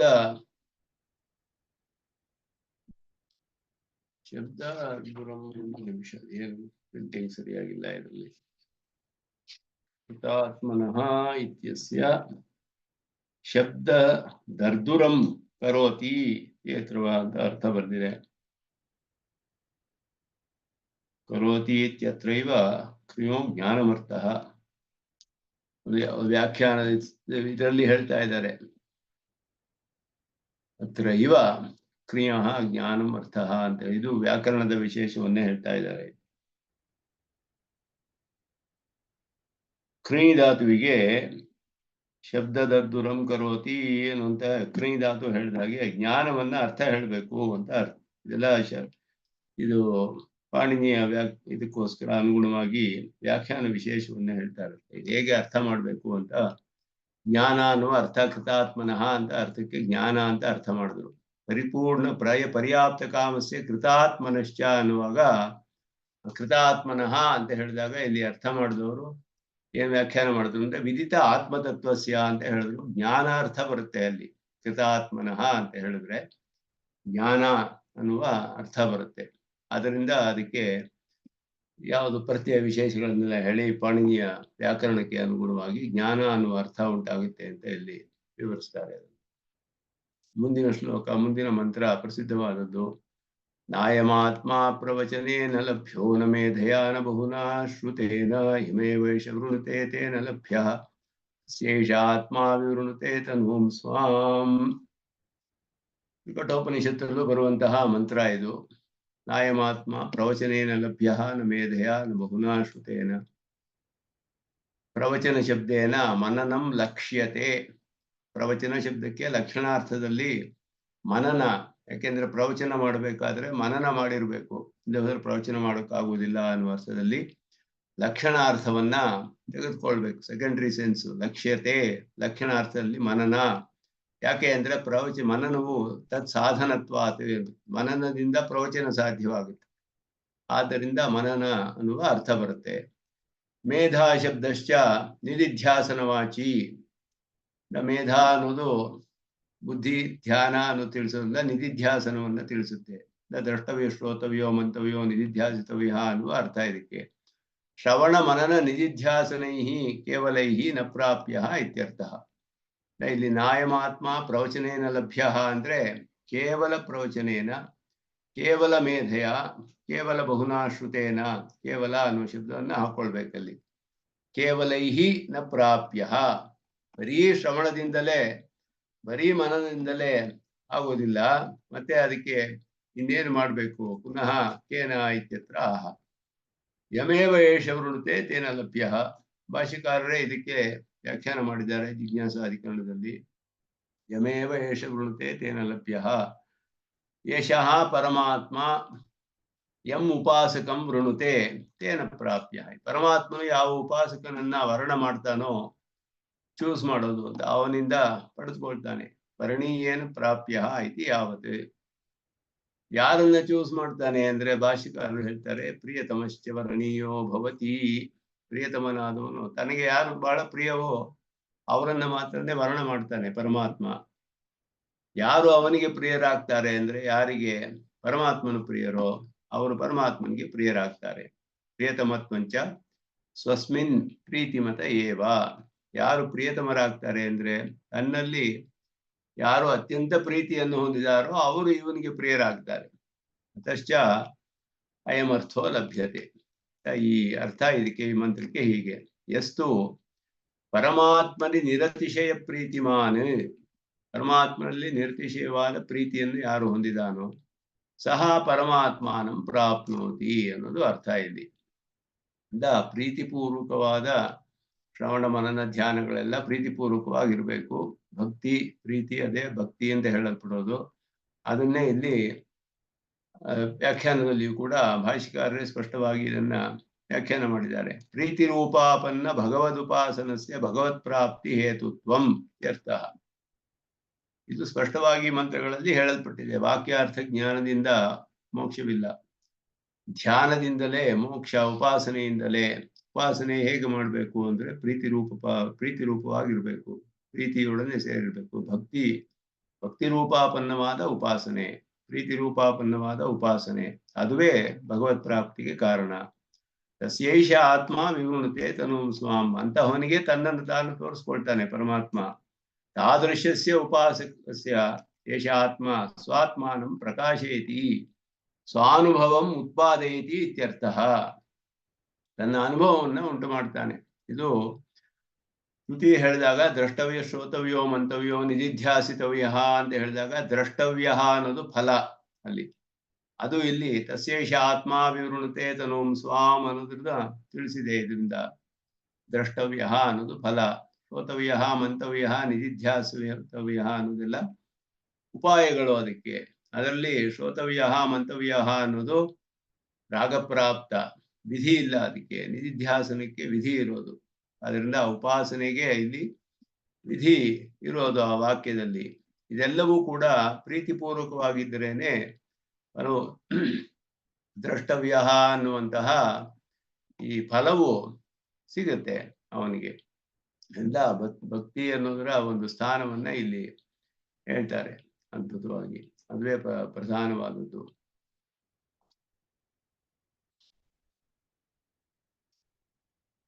ನಾಯಮಾತ್ಮ ಬಲಹೀನೇನ ಲಭ್ಯೋ ನ ಚ ಪ್ರಮಾದಾತ್ ತಪಸೋ ವಾಪ್ಯ ಲಿಂಗಾತ್ ತಸ್ಯೈರುಪಾಯೈ ಏತೈರುಪಾಯೈಃ ಯತತೇಯಸ್ತು ವಿದ್ವಾಂಸ್ ತಸ್ಯೈಷಾತ್ಮ ವಿಶತಿ ಬ್ರಹ್ಮಧಾಮ. ಇಲ್ಲಿ ಹೇಳುವಾಗ ಪರಮಾತ್ಮನಿಗೆ ಬಲಹೀನೇನ ನ ಲಭ್ಯ ಅಂತ ಹೇಳಿತು. ಅದಕ್ಕೆ ಮನಸ್ಸಿನ ಒಂದು ಅವಸಾದ ಇರಬಾರ್ದು ಅನ್ನೋದು ಇಲ್ಲಿ ಮುಖ್ಯ. ಅದಕ್ಕೆ ಸಾಧನ ಸಪ್ತಕಗಳಲ್ಲಿ ಹೇಳುವಾಗ ಅದನ್ನ ಭಾಷ್ಯಕಾರರು ವಾಕ್ಯಕಾರರ ವಾಕ್ಯದಲ್ಲಿ ಇದನ್ನು ತೆಗೆಸ್ತಾರೆ, ತೋರಿಸ್ತಾರೆ. ಜಿಜ್ಞಾಸಾಧಿಕರಣದಲ್ಲಿ ಆರಂಭದಲ್ಲಿಯೇ ಲಘು ಸಿದ್ಧಾಂತ ಹೇಳುವಾಗ ಉಪಾಯದ ವಿಷಯದಲ್ಲಿ ಹೇಳುವಾಗ ಸಾಧನ ಸಪ್ತಕಗಳನ್ನು ನಿರೂಪಣೆ ಮಾಡಿದ್ರು ಭಾಷ್ಯಕಾರರು. ಸಾಧನ ಸಪ್ತಕಗಳು ಟಂಕಾಚಾರ್ಯರು ಅಂತ ಹೇಳುವಂತಹ ಬ್ರಹ್ಮನಂದಿಗಳು ಅಂತಾನು ಅವ್ರಿಗೆ ಹೆಸರು, ವಾಕ್ಯಕಾರರು. ಛಾಂದೋಗ್ಯ ಉಪನಿಷತ್ತಿಗೆ ವಾಕ್ಯ ಅನ್ನುವ ವ್ಯಾಖ್ಯಾನವನ್ನ ಅವರು ಬರೆದಿದ್ದಾರೆ. ಅದು ನಮಗೆ ಉಪಲಭ್ಯವಿಲ್ಲ, ಭಾಷ್ಯಕಾರರಿಗೆ ಸಿಕ್ಕಿತ್ತು. ಅವರ ಅನೇಕ ವಾಕ್ಯಗಳನ್ನ ಶ್ರೀಭಾಷ್ಯದಲ್ಲಿ ಉದಾಹರಿಸ್ತಾರೆ ಭಾಷ್ಯಕಾರರು. ಈಗ ಆ ಗ್ರಂಥ ಯಾರಿಗೂ ಸಿಕ್ಕಿಲ್ಲ. ಆಮೇಲೆ ಅದರಲ್ಲಿ ಅವರು ಹೇಳಿದ್ದು ಸಾಧನ ಸಪ್ತಕಗಳು ಅನ್ನೋದ್ರಲ್ಲಿ ವಿವೇಕ ತಲ್ಲಬ್ಧಿ, ವಿವೇಕ ವಿಮೋಕ ಅಭ್ಯಾಸ ಕಲ್ಯಾಣ ಕ್ರಿಯಾ ಅನವಸಾದ ಅನುಧರ್ಷೇಭ್ಯ ಅಂತ ಹೇಳಿ ಅದಕ್ಕೆ ಪ್ರಮಾಣವಿದೆ ಅಂತ ಹೇಳ್ತಾರೆ ಅವರು. ನಿರ್ವಚನ ಪ್ರಮಾಣದಿಂದಲೂ ಕೂಡ ಅಂತ ಹೇಳ್ಬಿಟ್ಟು, ಪ್ರಮಾಣಗಳು ಏನು ಅನ್ನುವಾಗ ಅದರಲ್ಲಿ ಒಂದೊಂದಕ್ಕೂ ಪ್ರಮಾಣಗಳನ್ನು ತೋರಿಸ್ತಾರೆ ಶ್ರುತಿ ಸ್ಮೃತಿಗಳಿಂದ. ಇಲ್ಲಿ ಅನವಸಾದ ಅಂತ ಹೇಳುವಾಗ ಈ ವಾಕ್ಯವನ್ನ ಉದಾಹರಿಸ್ತಾರೆ. ನಾಯಮಾತ್ಮ ಬಲಹೀನೇನ ಲಭ್ಯ. ಮನಸ್ಸಿನ ಅವಸಾನವಿದ್ದರೆ ಅವಸಾದವಿದ್ದರೆ ಶೈಥಿಲ್ಯ ಅಂತ ಅರ್ಥ. ಅತ್ಯಂತ ದುಃಖ ಪಡುವಂತಹದ್ದು. ಅದನ್ನ ಪಡೆದೇ ಇರಬೇಕು ಅನ್ನೋದು ಒಬ್ಬ ಉಪಾಸಕನಿಗೆ ಪ್ರಧಾನವಾದದ್ದು. ಅದನ್ನ ಈ ಮಂತ್ರ ತಿಳಿಸುತ್ತೆ. ನಾಯಮಾತ್ಮ ಬಲಹೀನೇನ ಲಭ್ಯ, ಅಯಮಾತ್ಮ ಅವಸನ್ನ ಮನಸ ಅನಲಭ್ಯ ಅಂತ ಅರ್ಥ. ಮನಸ್ಸು ದೃಢವಾಗಿರ್ಬೇಕು, ಸುಖ ದುಃಖಗಳನ್ನ ಸಮವಾಗಿ ಎದುರಿಸಬೇಕು ಅಂತ ಹೇಳಿಬಿಟ್ಟು, ದುಃಖವನ್ನು ಸುಖದಂತೆಯೇ ಎಣಿಸ್ತಾನೆ ಅಂತ ಹೇಳಲ್ಪಟ್ಟಿದೆ. ಸಮದುಃಖ ಸುಖ ಅವನಿಗೆ ಹೇಳಲ್ಪಟ್ಟಿದೆ. ಸಮದುಃಖ ಸುಖವಾಗಿರ್ಬೇಕು ಅವನಿಗೆ ಅಂತ. ದುಃಖವನ್ನ ಸುಖದಂತೆ ಎಣಿಸ್ಬೇಕು, ಅದನ್ನೆಲ್ಲ ಅವನು ತಡೆಸ್ಕೊಳ್ಬೇಕು. ಮಾತ್ರ ಸ್ಪರ್ಶಾಸ್ತು ಕೌಂತೆಯ ಶೀತೋಷ್ಣ ಸುಖ ದುಃಖದಾಹ. ಅದನ್ನ ಆಗಮಾಪಾಯಿನಃ ತಾನ್ ಸ್ಥಿತಿಕ್ಷಸ್ವ. ಗೀತೆಯಲ್ಲಿ ಹೇಳಿದ ಹಾಗೆ ಹೊರಗಡೆಯಿಂದ ಬರುವಂತಹ ಬಾಧೆಗಳು, ಸುಖ ದುಃಖಾದಿಗಳು, ಎಲ್ಲ ಗಾಳಿ ಮಳೆ ಇವುಗಳಿಂದ ಉಂಟಾಗುವಂತಹದ್ದು. ಮಾತ್ರ ಸ್ಪರ್ಶ ಅಂದ್ರೆ ಪಂಚಭೂತಗಳಿಂದ ಅದರಿಂದ ಉಂಟಾಗುವಂತಹದ್ದು, ಹೊರಗಡಿನ ನಮ್ಮ ಅಧೀನದಲ್ಲಿಲ್ಲ. ಅದನ್ನ ಇವನು ತನ್ನ ಕರ್ಮಗಳು, ವರ್ಣಾಶ್ರಮ ಧರ್ಮಗಳು ಯಾವುದಿದೆಯೋ ಅದು ಮುಗಿಯೋ ತನಕ ತಾನ್ ಸ್ಥಿತಿಕ್ಷಸ್ವ ಸರಿಸ್ಕೋಬೇಕು. ಕೃಷ್ಣನು ಭಗವದ್ಗೀತೆಯಲ್ಲಿ ಹೇಳಿರುವಂತಹದ್ದು ಅದನ್ನ ತಡೆದುಕೊಳ್ಬೇಕು. ಅದೇ ಇಲ್ಲಿ ಅದರಿಂದ ದುಃಖ ಮತ್ತೆ ಅತಿ ಹರ್ಷ ಅತಿ ದುಃಖ ಎರಡೂ ಇರಬಾರ್ದು ಅಂತ ಉಪಾಸಕನಿಗೆ ಸಾಧನ ಸಪ್ತಕಗಳಲ್ಲಿ ಪ್ರಧಾನವಾದದ್ದು. ಅದರಲ್ಲಿ ಇಲ್ಲಿ ಅವಸಾದ ಅಂತ ಹೇಳೋದನ್ನ ಹೇಳ್ತಿದೆ. ಅದು ಇರಬಾರ್ದು. ಬಲಹೀನ ಅಂದ್ರೆ ಹಾಗೆಯೇ ಮನಸ್ಸಿನ ಅವಸಾದವನ್ನು ಹೊಂದಿರುವಂತಹವನು. ಯಾರಿಗೆ ಹಾಗಿದೆಯೋ ಅವನಿಂದ ಪಡೆದುಕೊಳ್ಳಕ್ಕಾಗೋದಿಲ್ಲ ಅಂತ ಹೇಳಿದೆ. ಅವಸಾದೋ ನಾಮ ದೇಶಕಾಲ ವೈಗುಣ್ಯಾದಿಜನ್ಯ ದೈನ್ಯಂ ಅಂತ ಹೇಳಿದ್ರು. ದೇಶಕಾಲ ಮೊದಲಾದವುಗಳ ವೈಗುಣ್ಯದಿಂದ ಉಂಟಾಗುವಂತಹ ಒಂದು ದೈನ್ಯ. ಯಾವುದೋ ಕಾಲದಲ್ಲಿ, ಬಿಸಿಲು ಕಾಲದಲ್ಲಿ ತುಂಬಾ ಬಿಸಿಲು ಬಂದ್ರೆ ಬಳದು ಬಿಟ್ರೆ ಉಪಾಸನೆ ಮಾಡೋಕ್ಕಾಗೋದಿಲ್ಲ, ಧ್ಯಾನ ಮಾಡೋಕ್ಕಾಗೋದಿಲ್ಲ. ಮನಸ್ಸನ್ನ ದೃಢವಾಗಿ ಇಟ್ಕೊಳ್ಬೇಕು, ಶರೀರವನ್ನು ಕಾಪಾಡ್ಕೊಳ್ಬೇಕು, ದೃಢವಾಗಿ ಧ್ಯಾನ ಮಾಡುವಂತೆ ಸಾಧ್ಯವಿರುವಂತೆ ಆಗ್ಬೇಕು. ಅದು ಬಹಳ ಮುಖ್ಯ. ದುಃಖಗಳೆಲ್ಲ ಬಂದರೂ ಕೂಡ ಸುಖ ದುಃಖಗಳನ್ನು ತಡೆದುಕೊಳ್ಬೇಕು. ಆ ದೈನ್ಯ ಇಲ್ಲದೆ ಇರೋದೇ ಅನವಸಾದ ಅಂತ ಹೇಳಿದೆ. ತದಭಾವೋ ಹಿ ಬಲಂ, ಬಲ ಅಂತ ಇಲ್ಲಿ ಹೇಳಲ್ಪಟ್ಟಿದೆ ಉಪನಿಷತ್ತಲ್ಲಿ. ಅದು ಬಲಹೀನೇನ ನಲಭ್ಯ ನಚ ಪ್ರಮಾದಾತ್. ಪ್ರಮಾದ ಅಂತ ಹೇಳಿದ್ರೆ ಅನವಹಿತ ಚಿತ್ತತ ಅಂದ್ರೆ ಮನಸ್ಸು ಸ್ಥಿರವಾಗಿಲ್ಲದೆ ಇರುವಂತಹದ್ದು. ಅವಹಿತ ಮನಃ ಶೃಣು ಅಂತ ಹೇಳುವಂಗೆ ಚೆನ್ನಾಗಿ ಗಮನವಿಟ್ಟು ಕೇಳು. ಗಮನವಿಲ್ಲದೆ ಇರೋದು, ಅದನ್ನ ಪ್ರಾಮಾದಿಕವಾದ ದೋಷಗಳು ಉಂಟಾಗುತ್ತೆ. ಅಂತಹ ಪ್ರಮಾದಗಳು ಸಂಭವಿಸದೇ ಇರೋ ಹಾಗ ನೋಡ್ಕೊಳ್ಬೇಕು ಉಪಾಸಕನು. ಪ್ರಾಮಾದಿಕವಾದ ದೋಷಗಳು ಬರದೇ ಇರೋ ಹಾಗೆ ಎಚ್ಚರಿಕೆಯಿಂದ ಇರಬೇಕು ಅಂತ ಹೇಳಿದೆ. ತಪಶಬ್ದ ತಪಃ ಪ್ರಧಾನ ಸನ್ಯಾಸಾಶ್ರಮ ಪರಃ. ತಪಃ ಅನ್ನೋ ಶಬ್ದದಿಂದ ಪ್ರಧಾನವಾಗಿ ಸನ್ಯಾಸಾಶ್ರಮ ಪರವಾಗಿದೆ. ಇಲ್ಲಿ ತಪ ಏವ ದ್ವಿತೀಯಂ ಇತಿವತ್ ತ್ರಯೋ ಧರ್ಮಸ್ಕಂದಾಹ ಅಂತ ಹೇಳಿದಾಗ ತಪಸ್ಸು ಎರಡನೆಯದು ಸನ್ಯಾಸಾಶ್ರಮ ಹೇಳಿದೆ. ತಸ್ಯ ಚ ಲಿಂಗಂ ಶಿಖಾ ಯಜ್ಞೋಪವೀತ ಶಿಕ್ಯ ಜಲಪವಿತ್ರಾದಿ. ಶಿಖಾ ಯಜ್ಞೋಪವೀತ ಶಿಕ್ಯ ಜಲಪವಿತ್ರ ಎಲ್ಲ ಕಮಂಡಲಗಳು, ಅವರಿಗೆ ಯಜ್ಞೋಪವೀತ ಇರಬೇಕು, ಶಿಖೆ ಇರಬೇಕು, ಜಲಪವಿತ್ರ ಅನ್ನೋದು ತ್ರಿದಂಡರಲ್ಲಿ ಕಡೆಯಲ್ಲಿ ಒಂದು ಬಿಳಿಯ ಬಟ್ಟೆಯನ್ನು ಕಟ್ಕೊಂಡಿರ್ತಾರೆ ಜಲವನ್ನೆಲ್ಲ ಶುದ್ಧ ಮಾಡಿ ತೆಗೆದುಕೊಳ್ಳೋದಕ್ಕೆ ಎಲ್ಲ ಸಮಯದಲ್ಲಿಯೂ. ಅದಕ್ಕೆ ಜಲಪವಿತ್ರ ಅಂತ ಹೆಸರು. ಶಿಕ್ಯ ಅಂದ್ರೆ ಕಮಂಡಲು ತ್ರಿದಂಡ, ಆ ಜಲಪವಿತ್ರ ಇದೆಲ್ಲ ಇರ್ಬೇಕು ಅವರಿಗೆ. ಇದು ಅವರಿಗೆ ಮುಖ್ಯವಾದದ್ದು. ಇದೆಲ್ಲ ಲಿಂಗಗಳು. ಇದೆಲ್ಲ ಕೂಡ ಲಾಕ್ಷಣಿಕವಾಗಿ ಎಲ್ಲ ಆಶ್ರಮಗಳಿಗೂ ಹೇಳಲ್ಪಟ್ಟಿದೆ ಇಲ್ಲಿ. ತದ್ರಹಿತಾತ್ ಸನ್ಯಾಸಾತ್ ಅಪಿ ಸನ್ಯಾಸಿಯಾಗಿದ್ರು ಈ ರೀತಿ ಸನ್ಯಾಸಾಶ್ರಮಕ್ಕೆ ಹೇಳಲ್ಪಟ್ಟ ಲಿಂಗಗಳು ಚಿಹ್ನೆಗಳು ಇಲ್ಲದೆ ಹೋದ್ರೆ, ಇದೆಲ್ಲ ಇಲ್ಲದೆ ಹೋದ್ರೆ ಅವನಿಂದ ಪರಮಾತ್ಮನ ಪಡೆದುಕೊಳ್ಳಕ್ಕಾಗೋದಿಲ್ಲ. ಎಲ್ಲವೂ ಕೂಡ ಇದರಿಂದ ಉಪಲಕ್ಷಣ. ತಪಸಃ ಇತ್ಯೇತತ್ ಆಶ್ರಮಾಂತರಾಣ್ಯಪಿ ಉಪಲಕ್ಷಣಂ. ಆಶ್ರಮಾಂತರಾಣಮಪಿ ಆಶ್ರಮಾಂತರಸ್ಯಾಪಿ ಉಪಲಕ್ಷಣಂ. ಬೇರೆ ಆಶ್ರಮಗಳಿಗೂ ಇದು ಉಪಲಕ್ಷಣ, ಸೂಚನೆ ಮಾಡುತ್ತೆ. ಬರೀ ಸನ್ಯಾಸಿ ಅಂತ ಅರ್ಥವಲ್ಲ. ಇಲ್ಲಿ ಎಲ್ಲ ಆಶ್ರಮಗಳಿಗೂ ಹೇಳಲ್ಪಟ್ಟಿದೆ. ಆಯಾ ಆಶ್ರಮಗಳಿಗೆ ಹೇಳಲ್ಪಟ್ಟ ಚಿಹ್ನೆಗಳು ಲಕ್ಷಣಗಳು ಯಾವ್ದು ಹೇಳಿದೆಯೋ ಕೃತಿಗಳಲ್ಲಿ ಹೇಳಿದ ಹಾಗೆ ಅದನ್ನೆಲ್ಲ ಯಾರು ಹೊಂದಿದಾನೋ ಅವನಿಂದಲೇ ಪಡೆಯಕ್ಕೆ ಸಾಧ್ಯ. ಅಂದ್ರೆ ಆಶ್ರಮ ಧರ್ಮಗಳು, ಅದಕ್ಕೆ ಬೇಕಾದಂತಹ ಆಚಾರ ವಿಷಯಗಳು, ಅದಕ್ಕೆ ಬೇಕಾದ ಲಿಂಗಗಳು ಏನೇನು ಹೇಳಿದ್ಯೋ ಅದನ್ನೆಲ್ಲ ಕೃತಿಯಲ್ಲಿ ಹೇಳಿರುವ ಹಾಗೆ ನಾವು ಪಾಲಿಸಬೇಕು ಅನ್ನೋದು ಅರ್ಥ ಇಲ್ಲಿ. ಅಂತಹವನಿಂದ ಪಡೆಯಕ್ಕೆ ಸಾಧ್ಯ. ಉಪಾಸಕರಿಗೆ ವಿಶೇಷವಾಗಿ ಎಲ್ಲವೂ ಮುಖ್ಯ. ಅತ್ಯಂತ ಪ್ರಧಾನವಾಗಿ ಶಾಸ್ತ್ರಕ್ಕೆ ಒಂದು ಸ್ವಲ್ಪವೂ ಕೂಡ ಆಚೆ ಈಚೆ ಹೋಗದೆ ಇರೋ ಹಾಗೆ ಅವರು ಉಪಾಸನೆ ಮಾಡಬೇಕು. ಅದನ್ನ ವರ್ಣಾಶ್ರಮ ಧರ್ಮಗಳನ್ನು ಆಚರಿಸಬೇಕು.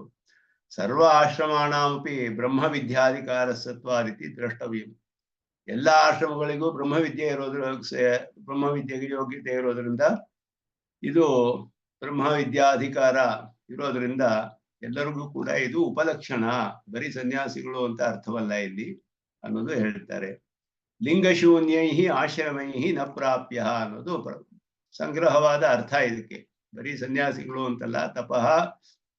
ತಪಸೋವಾಪಿ ಅಲಿಂಗಾತ್ ಅಂದ್ರೆ ಅಲಿಂಗಾತ್ ತಪಸಃ ಅಂದ್ರೆ ಲಿಂಗಶೂನ್ಯವಾದ ಆಶ್ರಮ ಧರ್ಮಗಳಿಂದ ಅಂತ ಅರ್ಥ ಅಲ್ಲಿ. ಲಿಂಗಶೂನ್ಯೈ ಆಶ್ರಮೈ ನ ಪ್ರಾಪ್ಯ. ಆಶ್ರಮೈ ಅಂದ್ರೆ ಆಶ್ರಮ ಧರ್ಮಗಳು. ಆಶ್ರಮ ಲಿಂಗಾನಿ ಅಪೇಕ್ಷಿತಾನಿ ಇತಿ ಯಾವತ್. ಯಾವ ಅಪೇಕ್ಷಿತವಾದ ಲಿಂಗಗಳು ಹೇಳಲ್ಪಟ್ಟಿದೆಯೋ ಆಯಾ ಆಶ್ರಮಗಳಿಗೆ ಅದಕ್ಕೆ ಅನುಗುಣವಾಗಿರ್ಬೇಕು ಅಂತ ಅರ್ಥ. ಏತೈಹಿ ಉಪಾಯೈಹಿ ಯತತೆ ಯಸ್ತು ವಿದ್ವಾನ್ ತಸ್ಯೇಷ ಆತ್ಮ ವಿಶತೆ ಬ್ರಹ್ಮಧಾಮ. ಇದೆಲ್ಲವನ್ನು ಮೈಗೂಡಿಸಿಕೊಂಡು ಯಾರು ಉಪಾಸನೆ ಮಾಡ್ತಾನೋ ಅವನಿಂದಲೇ ಪರಮಾತ್ಮನನ್ನು ಪಡೆದುಕೊಳ್ಳಕ್ಕೆ ಸಾಧ್ಯ. ಉಕ್ತೈಹಿ ಬಲ ಅಪ್ರಮಾದ ಸಲಿಂಗಾಶ್ರಮೈಹಿ. ಬಲ ಅಪ್ರಮಾದ ಸಲಿಂಗ ಆಶ್ರಮೈಹಿ. ಲಿಂಗ ಸಹಿತವಾದ ಆಶ್ರಮಗಳು, ವರ್ಣಾಶ್ರಮಗಳಿಗೆ ಹೇಳಲ್ಪಟ್ಟ ಚಿಹ್ನೆಗಳು ಯಾವುದು ಶಾಸ್ತ್ರಗಳಲ್ಲಿ ಹೇಳಲ್ಪಟ್ಟಿದೆಯೋ ಅದರ ಜೊತೆ ಆಶ್ರಮ ಧರ್ಮಗಳು. ಪ್ರಮಾದವಿಲ್ಲದೆ ಇರೋ ಹಾಗೆ ಮಾಡೋದು, ಯಾವ ಜಾಗರೂಕದಿಂದ ಎಚ್ಚರಿಕೆಯಿಂದ ಮಾಡೋದು, ಮತ್ತೆ ದೈನ್ಯವಿಲ್ಲದೆ ಇರುವಂತಹದ್ದು. ಅಂದ್ರೆ ಯಾವುದು ಒಂದು ಸಂಕಲ್ಪ ಮಾಡಿ ಇವನು ಧರ್ಮವನ್ನ ಮಾಡಬೇಕು ಅಂತ ಆರಂಭಿಸ್ತಾನೋ ಕರ್ಮಗಳನ್ನ, ಅದು ಮುಗಿಯುವವರೆಗೂ ಸಹಿಸಿಕೊಳ್ಬೇಕು. ಎಲ್ಲ ಕಷ್ಟಗಳನ್ನು ಬಂದರೂ ಸಹಿಸಿಕೊಳ್ಬೇಕು ಅನ್ನೋದು ಅರ್ಥ ಇಲ್ಲಿ. ಹಾಗೆ ಯಾರು ಮಾಡ್ತಾರೋ ಅಂತಹ ವಿದ್ವಾನ್ ಉಪಾಸಕನು ಬ್ರಹ್ಮಪ್ರಾಪ್ತಯೇ ಯತತೆ ತಸ್ಯ ತಪಃ ತಾದೃಶ ಉಪಾಯ ಸತ್ಕೃತ ಸಂಸ್ಕೃತ ಆತ್ಮ ಯೇಷಃ ಅಂತ ಹೇಳಿದ್ರೆ ತಾದೃಶ ಉಪಾಯ ಸಂಸ್ಕೃತ ಅಂತ ಅರ್ಥ. ವಿದ್ವಾನ್ ಯೇಷಃ ಏತೈಹಿ ಉಪಾಯೈಹಿ ಯತತೆ ಯಸ್ತು ವಿದ್ವಾನ್ ತಸ್ಯ ಯೇಷಃ ಆತ್ಮ ಅಂತ ಹೇಳಿದ್ರೆ ಇಲ್ಲಿ ಸ್ವರೂಪಂ ಅಂತ ಹೇಳಿದ್ರು. ಧಾಮ ಬ್ರಹ್ಮ ವಿಚತೆ. ಧಾಮ ಅಂದ್ರೆ ಪ್ರಾಪ್ಯ ಅಂತ ಅರ್ಥ. ಧಾಮ ಅನ್ನೋದು ಸ್ಥಾನವಾಚಿ, ಪ್ರಾಪ್ಯವಾದದ್ದು. ಪರಂ ಬ್ರಹ್ಮ ಪ್ರಾಪ್ನೋತಿ ಇತಿ ಅರ್ಥ. ವಿಶತೆ ಬ್ರಹ್ಮಧಾಮ, ವಿಶತೆ ಅಂದ್ರೆ ಪ್ರವೇಶನೆ ಅಂತ ಧಾತು, ಪ್ರವೇಶಯತಿ ಅಂತ ಪ್ರಾಪ್ನೋತಿ ಅಂತ ಅರ್ಥ, ಪಡೆದುಕೊಳ್ತಾನೆ ಅವನು ಅಂತ ಅರ್ಥ. ಈ ರೀತಿ ಪ್ರಮಾದವಿಲ್ಲದೆ ಆಶ್ರಮದೆಲ್ಲ ಧರ್ಮಗಳನ್ನು ಮಾಡಿಸ್ಕೊಂಡು ಅದರಲ್ಲಿ ಹೇಳಲ್ಪಟ್ಟ ಲಿಂಗಗಳೊಡನೆ ಮತ್ತೆ ದೈನ್ಯವಿಲ್ಲದೆ ಮನಸ್ಸು ಸ್ಥಿರವಾದ ಮನಸ್ಸಿನಿಂದ ಯಾರು ಉಪಾಸನೆ ಮಾಡ್ತಾನೋ ಅಂತಹವನಿಂದ ಈ ರೀತಿಯಾದ ಉಪಾಯದಿಂದ ಸಂಸ್ಕೃತದಾದ ಸ್ವರೂಪಂ ಪ್ರಾಪ್ಯ ಪರಂ ಬ್ರಹ್ಮ ಪ್ರಾಪ್ನೋತಿ, ಅವನು ಪಡೆದುಕೊಳ್ತಾನೆ ಅಂತ ಹೇಳ್ಬಿಟ್ಟು ಇಲ್ಲಿ ಹೇಳಿದೆ. ಯಶಃ ಆತ್ಮ ಧಾಮ ಬ್ರಹ್ಮ ಪ್ರಾಪ್ನೋತಿ, ಪರಬ್ರಹ್ಮ ಪ್ರಾಪ್ನೋತಿ ಅಂತ ಅರ್ಥ. ಉಪನಿಷತ್ತು ಇದೆಲ್ಲ ಸ್ವಲ್ಪ ಗೂಢವಾಗಿ ಹೇಳುತ್ತೆ. ಜ್ಞಾನವನ್ನ ಪರಮಾತ್ಮನನ್ನ ಅಂತಹವನಿಂದ ಪಡೆದುಕೊಳ್ಳಕ್ ಸಾಧ್ಯ ಅಂದ್ರೆ ಅಂತವನು ಪಡೆದುಕೊಳ್ತಾನೆ ಅನ್ನೋದು ಇಲ್ಲಿ ಅರ್ಥ. ಸಪ್ರಾಪ್ಯೇನ ಮೃಷಯೋ ಜ್ಞಾನತೃಪ್ತಾಃ ಕೃತಾತ್ಮಾನೋ ವಿತರಾಗಾಃ ಪ್ರಶಾಂತಾಃ. ಸಪ್ರಾಪ್ಯೈನ ಮೃಷಯೋ ಜ್ಞಾನತೃಪ್ತಾಃ ಕೃತಾತ್ಮಾನೋ ವಿತರಾಗಾಃ ಪ್ರಶಾಂತಾಃ.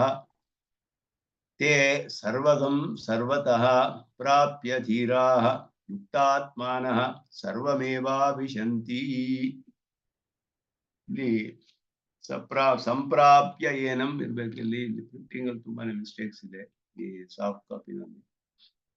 ಸಂಪ್ರಾಪ್ಯ ಏನಂ ಋಷಯೋ ಜ್ಞಾನತೃಪ್ತಾಃ ಕೃತಾತ್ಮಾನಃ ವೀತರಾಗಾಃ ಪ್ರಶಾಂತಾಃ. ಅಂತಹವರು ತೇ ಸರ್ವಗಂ ಸರ್ವತಃ ಪ್ರಾಪ್ಯ ಧೀರಾಃ ಯುಕ್ತಾತ್ಮಾನಃ ಸರ್ವಮೇವಾವಿಶಂತಿ ಅನ್ನೋದು ಇಲ್ಲಿ. ಸಂಪ್ರಾಪ್ಯ ಏನಂ ಋಷಯಃ ಜ್ಞಾನತೃಪ್ತಾಃ, ಅವರ ಒಂದು ಮಹಿಮೆಯನ್ನು ಹೇಳುತ್ತೆ. ಸಂಪ್ರಾಪ್ಯ ಏನಂ ಋಷಯಃ ಅಂದ್ರೆ ತತ್ವದರ್ಶಿನಃ ಅಂತ ಅರ್ಥ. ಋಷಯಃ ತತ್ವವನ್ನು ನೇರವಾಗಿ ಕಂಡವರು. ಏನಂ ಪರಮಾತ್ಮಾನಂ ಸಂಪ್ರಾಪ್ಯ ಜೀವದ್ದಶಾಯಾಮೇವ ಅನುಭೂಯ ತೇನ ಅನುಭವೇನ ಸಂತುಷ್ಟಾಃ ಕೃತಾತ್ಮಾನಃ ಲಬ್ಧಾತ್ಮ ಸತ್ತಾಕಾಃ ಅಪಗತ ವಿಷಯಾಶಾಃ ಅತಯೇವ ಪ್ರಶಾಂತಾಃ ನಿಗೃಹೀತ ಇಂದ್ರಿಯಾಶ್ಚ ಯೇ ಸಂತಿ ಯೇ ಸರ್ವಗಂ ಸರ್ವತಃ ಪ್ರಾಪ್ಯ. ಇಲ್ಲಿ ಅರ್ಥ ಮಾಡುವಾಗ ವ್ಯಾಖ್ಯಾನದಲ್ಲಿ ಮಂತ್ರವು ಏನು ಹೇಳಿದೆ ಅದನ್ನು ನೋಡ್ಕೊಂಡು ಅದಕ್ಕೆ ಅನುಗುಣವಾಗಿ ಮಾಡಬೇಕು. ಇಲ್ಲಿ ತೇ ಪ್ರಾಪ್ಯ ಯುಕ್ತಾತ್ಮಾನಃ ಅಂತ ಎರಡನೆಯ ಪಾದದಲ್ಲಿ ಅರ್ಧದಲ್ಲಿ ಶ್ಲೋಕದಲ್ಲಿ ಹೊಂದಿ ಅಂತ ಹೇಳಿದೆ, ಅಂದ್ರೆ ಇನ್ನು ಹೊಂದಿಲ್ಲ ಅಂತ ಅರ್ಥ. ಆದ್ರಿಂದ ಇಲ್ಲಿ ಪರಮಾತ್ಮಾನಂ ಸಂಪ್ರಾಪ್ಯ ಅಂತ ಇಲ್ಲಿ ಹೇಳಿರೋದಕ್ಕೆ ಇಲ್ಲಿಯೇ ಅನುಭವಿಸಿ ಅಂತ ಅರ್ಥ ಮಾಡಿದ್ರು. ಮೊದಲ ಸಾಲಿನಲ್ಲಿಯೂ ಸಂಪ್ರಾಪ್ಯ ಕೃತಾತ್ಮಾನಃ ವೀತರಾಗಾಃ ಪ್ರಶಾಂತಾಃ ಅಂತ ಹೇಳಿ, ತೇ ಸರ್ವಗಂ ಪ್ರಾಪ್ಯ ಧೀರಾಃ ಸರ್ವಮೇವ ಅವಿಶಂತಿ ಅಂತ ಹೇಳಿರುವಾಗ ಮೊದಲು ಒಂದು ಸಂಪ್ರಾಪ್ಯ ಆಮೇಲೆ ಒಂದು ಪ್ರಾಪ್ಯ ಬಂದಿದೆ. ಮೊದಲು ಸಂಪ್ರಾಪ್ಯಾಗೆ ಇಲ್ಲಿಯೇ ಅನ್ನುವ ಅರ್ಥವನ್ನು ಮಾಡ್ತಾರೆ. ಇಲ್ಲಿಯೇ ಪಡೆದುಕೊಂಡು ಅನುಭವಿಸಿ ಪರಮಾತ್ಮನನ್ನ ಉಪಾಸನೆ ಮಾಡುವ ಕಾಲದಲ್ಲಿಯೇ ಇಲ್ಲಿಯೇ ಅನುಭವಿಸ್ತಾರೆ ಅವನನ್ನ ಅನ್ನೋದು ಅರ್ಥ. ತತ್ವದರ್ಶಿಗಳು ಪರಮಾತ್ಮನನ್ನು ಜೀವದ್ದಶಾಯಾಮೇವ ಅನುಭೂಯ, ಬದುಕಿರುವಾಗಲೇ ಉಪಾಸನೆ ಮಾಡ್ತಾ ಇರುವಾಗಲೇ ಅವನನ್ನ ಅನುಭವಿಸಿ ತೇನ ಅನುಭವೇನ ಸಂತುಷ್ಟಾಹ, ಅನುಭವದಿಂದ ಬಹಳ ಸಂತೋಷ ಹೊಂದಿ ಕೃತಾತ್ಮಾನಃ ಲಬ್ಧ ಆತ್ಮಸತ್ತಾಕ, ಆಗಲೇ ಅವರಿಗೆ ಒಂದು ಆತ್ಮದ ಒಂದು ಜ್ಞಾನ ಸತ್ತಾ ಅನ್ನೋದು ಉಂಟಾಗುತ್ತೆ. ಒಂದು ವಸ್ತು ಆಗ್ತಾರೆ ಅವರು. ನನ್ನ ಭಾಷ್ಯಕಾರರು ಅದ್ಭುತವಾಗಿ ಹೇಳ್ತಾರೆ, ಯಾಮನಾಚಾರ್ಯರ ಒಂದು ಧ್ಯಾನದಿಂದಲೇ ಅವರು ಒಂದು ವಸ್ತುವಾದರು ಅಂತ ಹೇಳ್ತಾರೆ. ಲಬ್ಧ ಆತ್ಮಸತ್ತಾಕರಾದರೂ ವಸ್ತುತಾಮುಪಯಾತೋಹಂ ಯಾಮುನೇಯಂ ನಮಾಮಿತಂ ಅಂತ ಹೇಳಿದ್ರು. ಅವರ ಒಂದು ಪಾದಾರವಿಂದ ಧ್ಯಾನದಿಂದ ಎಲ್ಲಾ ಕಲ್ಮಶಗಳನ್ನು ಕಳೆದುಕೊಂಡು ವಸ್ತುತಾ ಉಪಯಾತೋಹಂ ಯತ್ಪದಾಂಭೋರುಹ ಧ್ಯಾನ ವಿಧ್ವಸ್ತಾಶೇಷ ಕಲ್ಮಶಃ ವಸ್ತುತಾಂ ಉಪಯಾತೋಹಂ ಯಾಮುನೇಯಂ ನಮಾಮಿತಂ. ಯಾರ ಒಂದು ಪದಾಂಭೋರುಹ ಧ್ಯಾನ ವಿಧ್ವಸ್ತ ಅಶೇಷ ಕಲ್ಮಶಃ, ಎಲ್ಲಾ ಕಲ್ಮಶಗಳನ್ನು ಕಳೆದುಕೊಂಡವನಾಗಿ ಅವರ ಪಾದಾರವಿಂದಗಳ ಧ್ಯಾನದಿಂದ ವಸ್ತುತಾಮುಪಯಾತಃ, ಒಂದು ವಸ್ತುವಾದೆ ಅಂತ ಹೇಳಿದ್ರು. ಒಂದು ವಸ್ತುವಾದೆ ನಾನು ಅದರಿಂದ ಅಂತಹ ಯಾವನರನ್ನ ನಮಸ್ಕಾರ ಮಾಡ್ತೀನಿ ಅಂತ ಗೀತಾ ಭಾಷ್ಯದಲ್ಲಿ ಆರಂಭದಲ್ಲಿ ಹೇಳ್ತಾರೆ. ಅದು ಇಲ್ಲಿ ಲಬ್ಧ ಸತ್ತಾಕಾಹ, ಇಲ್ಲಿಯೇ ಅನುಭವಿಸಿ ಕೃತಾತ್ಮಾನಃ ಅಂದ್ರೆ ಶಬ್ದ ಸತ್ತಾಕ ಆತ್ಮಸತ್ತಾಕಾಹ, ತಮ್ಮ ಆತ್ಮದ ಒಂದು ಸತ್ತೆಯನ್ನು ಪಡೆದುಕೊಂಡವರಾಗ್ತಾರೆ ಅಂದ್ರೆ ಆತ್ಮಜ್ಞಾನವನ್ನು ಪಡೆದುಕೊಂಡವರಾಗ್ತಾರೆ ಅಂತ ಅರ್ಥ. ವಿಷಯದ ಆಶೆ ಎಲ್ಲ ಹೋಗ್ಬಿಟ್ಟಿರುತ್ತೆ ಅವ್ರಿಗೆ. ಅಪಗತ ವಿಷಯ ಆಶಾಹ, ಬೇರೆ ಆಶೆಗಳೆಲ್ಲ ಹೋಗ್ಬಿಟ್ಟಿರುತ್ತೆ ದೂರ. ಅತಏವ ಪ್ರಶಾಂತಾಹ ನಿಗೃಹೀತ ಇಂದ್ರಿಯಾಶ್ಚ, ಇಂದ್ರಿಯಗಳನ್ನೆಲ್ಲ ಅವರು ನಿಗ್ರಹ ಮಾಡಿಕೊಂಡಿರ್ತಾರೆ. ಹಾಗೆ ಯಾರು ಇದಾರೋ ಅವರು ತೇ ಸರ್ವಗಂ ಸರ್ವತಃ ಪ್ರಾಪ್ಯ ಸರ್ವದೇಶಾವಚ್ಛೇದೇನ ಅಂತರ್ಬಹಿಶ್ಚ ಸರ್ವವಸ್ತುಗತಃ ವಸ್ತುಗತಂ ಪರಮಾತ್ಮಾನಂ. ಅಂತರ್ಬಹಿಶ್ಚ ತತ್ಸರ್ವಂ ವ್ಯಾಪ್ಯ ನಾರಾಯಣ ಸ್ಥಿತಃ ಅಂತ ಹೇಳಿದಾಗೆ, ಸರ್ವಗಂ ಅಂದ್ರೆ ಸರ್ವದೇಶ ಅವಚ್ಛೇದೇನ, ಎಲ್ಲೆಲ್ಲಿಯೂ ಇರುವಂತಹದು ಅಂತ ಅರ್ಥ.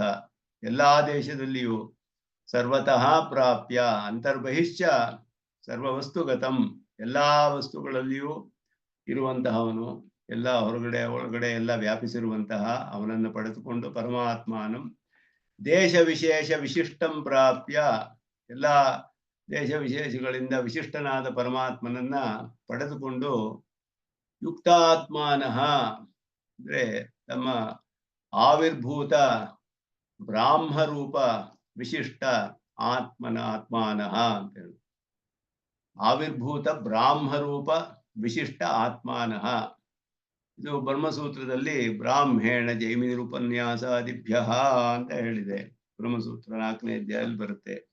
ಬ್ರಾಹ್ಮೇಣ ಜೈಮಿನಿ, ಬಾದರಾಯಣರು ಹೇಳ್ತಾರೆ, ಜೈಮಿನಿಗಳು ಹೀಗೆ ಅಭಿಪ್ರಾಯ ಪಡ್ತಾರೆ. ಬ್ರಹ್ಮ ಗುಣಗಳಿಂದ ಆವಿರ್ಭಾವ ಹೊಂದುತ್ತಾನವನು. ಅಪಹತ ಪಾಪ್ಮಾದಿ ಅಷ್ಟಗುಣಗಳು ಬ್ರಹ್ಮನ ಗುಣಗಳು ಅಂತ ಪ್ರಸಿದ್ಧವಾದದ್ದು ಜೀವಾತ್ಮನಿಗೂ ಉಂಟಾಗುತ್ತೆ. ತನಗೆ ಸಮಾನ ಗುಣಕನನ್ನಾಗಿ ಮಾಡ್ತಾನೆ ಪರಮಾತ್ಮ. ಅದುವೇ ಸಾಯುಜ್ಯ ಅಂತ ಹೇಳಿ, ಸಮಾನ ಗುಣಕಃ ಸಯುಕ್, ಸಾಯುಜ್ಯ ಪಡೆದುಕೊಳ್ಳೋದು ಅನ್ನೋದು ಅದೇ ಅರ್ಥ. ಬ್ರಾಹ್ಮರೂಪ ವಿಶಿಷ್ಟವಾದ ಆತ್ಮರುಗಳಾಗಿ ಧರ್ಮಭೂತ ಜ್ಞಾನೇನ ಸರ್ವಂ ವಸ್ತುಗತ್ಯ ವ್ಯಾಪ್ನುವಂತಿ, ಸರ್ವಂ ಅನುಭವಂತಿ ಇತ್ಯರ್ಥ. ಎಲ್ಲವನ್ನು ಕೂಡ ಸರ್ವಮೇವ ಆವಿಶಂತಿ ಅಂತ ಹೇಳಿದೆ.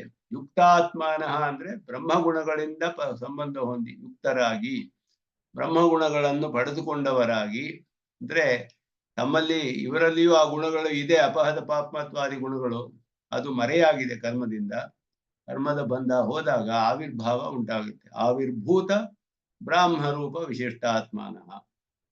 ಆಗ ಬ್ರಹ್ಮನ ರೂಪವಾದ ಅಷ್ಟಗುಣಗಳಿಂದ ಆವಿರ್ಭಾವವಾಗಿ ಆ ಒಂದು ಧರ್ಮಜ್ಞಾನದಿಂದ, ಪರಿಪೂರ್ಣವಾದ ಧರ್ಮಜ್ಞಾನದಿಂದ ಸರ್ವಂ ವಸ್ತುಗತ್ಯ ವ್ಯಾಪ್ನುವಂತಿ, ಎಲ್ಲಾ ವಸ್ತುಗಳನ್ನು ವ್ಯಾಪಿಸ್ತಾರೆ. ಅವರ ಧರ್ಮಭೂತ ಜ್ಞಾನ ಅನಂತವಾಗುತ್ತೆ ಆ ಕಾಲದಲ್ಲಿ. ಸಚ ಆನಂತ್ಯೇನ ಕಲ್ಪತೆ ಅಂತ ಶ್ರುತಿ ಹೇಳುತ್ತೆ. ಅಂದ್ರೆ ಎಲ್ಲವನ್ನೂ ಅನುಭವಿಸ್ತಾರೆ ಅಂತ ಅರ್ಥ. ಸರ್ವಂ ಅನುಭವಂತಿ, ಪ್ರತಿಯೊಂದು ಕೂಡ ಬ್ರಹ್ಮನ ವಿಭೂತಿ ಅಂತ ಅವರಿಗೆ ಅನುಭವ ಆಗುತ್ತೆ, ಉಭಯ ವಿಭೂತಿಗಳು. ಆದ್ರಿಂದ ಇಲ್ಲಿ ಇರುವಂತಹ ನಮ್ಗೆ ಯಾವ ಪ್ರತಿಕೂಲಗಳೆಲ್ಲ ಇದೆಯೋ ಇದೆಲ್ಲ ಮುಕ್ತರಿಗೆ ಅನುಕೂಲವಾಗಿಯೇ ಕಾಣುತ್ತೆ. ವಸ್ತುವೇ ಪ್ರತಿಕೂಲ ಅನುಕೂಲ ಅನ್ನೋದಿಲ್ಲ. ಕರ್ಮದಿಂದ ನಮಗೆ ಪ್ರತಿಕೂಲವೋ ಅನುಕೂಲವೋ ಆಗುತ್ತೆ. ಒಂದೇ ವಸ್ತು ಒಬ್ಬರಿಗೆ ಒಂದು ಕಾಲದಲ್ಲಿ ಪ್ರತಿಕೂಲವಾಗಿರುತ್ತೆ, ಒಂದು ಕಾಲದಲ್ಲಿ ಅನುಕೂಲವಾಗಿರುತ್ತೆ, ಅದೇ ಕಾಲದಲ್ಲಿ ಇನ್ನೊಬ್ಬರಿಗೆ ವಿರುದ್ಧವಾಗಿರುತ್ತೆ. ಇದೆಲ್ಲ ವಸ್ತುಗತವಾದ ಧರ್ಮವಲ್ಲ. ಇದೆಲ್ಲ ಅವರವರ ಜೀವಾತ್ಮರುಗಳ ಕರ್ಮದಿಂದ ಅವರವರಿಗೆ ಆಗುವಂತಹ ಅನುಭವ ಅಷ್ಟೇ. ಆದ್ದರಿಂದ ಇದನ್ನ ಪರಿಪೂರ್ಣವಾಗಿ ಮುಕ್ತರು ನೋಡ್ತಾರೆ. ಆಗ ಎಲ್ಲರಿಗೂ ಅವರಿಗೆ ಪರಮಾತ್ಮನ ವಿಭೂತಿ ಅನ್ನೋದ್ರಿಂದ ಎಲ್ಲ ಅನುಕೂಲವಾಗಿಯೇ ಇರುತ್ತೆ. ಎಲ್ಲವನ್ನೂ ಅನುಭವಿಸ್ತಾರೆ ಅವರು, ಎಲ್ಲವನ್ನೂ ವ್ಯಾಪಿಸಿ ತಮ್ಮ ಧರ್ಮಭೂತ ಜ್ಞಾನದಿಂದ ಹೇಳಲ್ಪಟ್ಟಿದೆ. ಅದನ್ನ ಇಲ್ಲಿ ಶ್ರುತಿ ಹೇಳುತ್ತೆ. ತೇ ಸರ್ವಗಂ ಸರ್ವತಃ ಪ್ರಾಪ್ಯ ಧೀರಾಃ ಯುಕ್ತಾತ್ಮಾನಃ ಸರ್ವಮೇವ ಆವಿಶಂತಿ, ಎಲ್ಲವನ್ನು ಪ್ರವೇಶಿಸ್ತಾರೆ, ವ್ಯಾಪಿಸ್ತಾರೆ ಅಂತ ಹೇಳಿದ್ರೆ ಎಲ್ಲವನ್ನೂ ಅನುಭವಿಸ್ತಾರೆ ಅಂತ ಅರ್ಥ. ಧರ್ಮಭೂತ ಜ್ಞಾನವು ಅನಂತವಾಗುತ್ತೆ, ಎಲ್ಲವನ್ನು ಅನುಭವಿಸ್ತಾರೆ ಅವರು ಆಗ ಅಂತ ಹೇಳಿದೆ. ಅದುವೇ ಮುಂದೆಯೂ ಹೇಳಲ್ಪಡುತ್ತೆ. ವೇದಾಂತ ವಿಜ್ಞಾನ ಸುನಿಶ್ಚಿತಾರ್ಥ ಸನ್ಯಾಸ ಯೋಗಾದ್ಯತೆ ಶುದ್ಧ ತತ್ವಾಹ ಏ ಬ್ರಹ್ಮಲೋಕೆ ತು ಪರಾಂತ ಕಾಲೇ ಪರಾಮೃತಾತ್ ಪರಿಮುಚ್ಯಂತಿ ಸರ್ವೇ. ಇದು ತೈತಿರಿಯದಲ್ಲೂ ಬರುವಂತಹದ್ದು, ಅನೇಕ ಕಡೆ ಬರುತ್ತೆ ಈ ಮಂತ್ರಗಳು. ವೇದಾಂತ ವಿಜ್ಞಾನ ಸುನಿಶ್ಚಿತಾರ್ಥಾಹ, ತಹ ಯತಯಃ. ಯಾಕೆ ಯತಯಃ ಅಂತ ಹೇಳಿದ್ರೆ ನಿರ್ಜಿತೇಂದ್ರಿಯ ಗ್ರಾಮಾಹ ಅಂತ, ಗೆಲ್ಲಲ್ಪಟ್ಟ ಇಂದ್ರಿಯಗಳ ಸಮೂಹವನ್ನು ಉಳ್ಳವರು. ಕಾಮ್ಯಕರ್ಮ ಸನ್ಯಾಸೇನ, ಕಾಮ್ಯಕರ್ಮಗಳನ್ನ ಪೂರ್ಣವಾಗಿ ತ್ಯಾಗ ಮಾಡಿ, ಕಾಮ್ಯಕರ್ಮಗಳ ಸ್ವರೂಪ ತ್ಯಾಗ, ಕರ್ಮಗಳು ಮಾಡೋದೇ ಇಲ್ಲ ಅವರು. ಮಿಕ್ಕ ಕರ್ಮಗಳನ್ನ ಫಲತ್ಯಾಗ ಮಾಡಿ ಮಾಡ್ತಾರೆ. ನಿತ್ಯ ನೈಮಿತ್ತಿಕ ಕರ್ಮಗಳು ಬೇರೆ ಏನು ಮಾಡಿದ್ರು ಫಲತ್ಯಾಗದಿಂದ ಮಾಡ್ತಾರೆ. ಕಾಮ್ಯ ಕರ್ಮಗಳನ್ನ ಪೂರ್ಣವಾಗಿ ಬಿಟ್ಬಿಡ್ಬೋದು, ಯಾವುದು ಮಾಡೋದಿಲ್ಲ. ಅವರು ಮಾಡಿದ್ರು ಭಗವದಾರಾಧನ ರೂಪವಾಗಿ ಮಾಡ್ತಾರೆ, ಹಾಗೇನಾದ್ರು ಮಾಡ್ಬೇಕಾದ್ರೆ. ಆದರೆ ಅದನ್ನ ಬಿಟ್ಟು ಬಿಡ್ತಾರೆ. ಕಾಮ್ಯ ಕರ್ಮ ಸನ್ಯಾಸ. ಅದರಿಂದ ಶುದ್ಧ ಸತ್ವಾಹ, ಪರಿಶುದ್ಧ ಅಂತಃಕರಣಾಹ, ಪರಿಶುದ್ಧವಾದ ಮನಸ್ಸನ್ನು ಉಳ್ಳವರು. ವೇದಾಂತ ಶ್ರವಣ ಜನ್ಯ ಜ್ಞಾನೇನ, ವೇದಾಂತ ವಿಜ್ಞಾನ ಸುನಿಶ್ಚಿತಾರ್ಥ. ವೇದಾಂತ ಅಂದ್ರೆ ವೇದಾಂತದ ಶ್ರವಣದಿಂದ, ಉಪನಿಷತ್ ವಾಕ್ಯಗಳ ಅರ್ಥಗಳನ್ನೆಲ್ಲ ಶ್ರವಣ ಮಾಡಿ, ಅದು ಈ ಭಾಷ್ಯಾದಿಗಳಲ್ಲಿ ನಾವು ತಿಳಿಯುವಂತಹದ್ದು, ಮಾಡುವಂತಹದ್ದು. ಅದರಿಂದ ಉಂಟಾದ ಜ್ಞಾನದಿಂದ ನಿರ್ಜ್ಞಾತ ಪರಮಾತ್ಮ ತತ್ವಾಹ, ನಿಶ್ಚಿತವಾಗಿ ತಿಳಿಯಲ್ಪಟ್ಟದು, ನಿರ್ಜ್ಞಾತವಾದದ್ದು.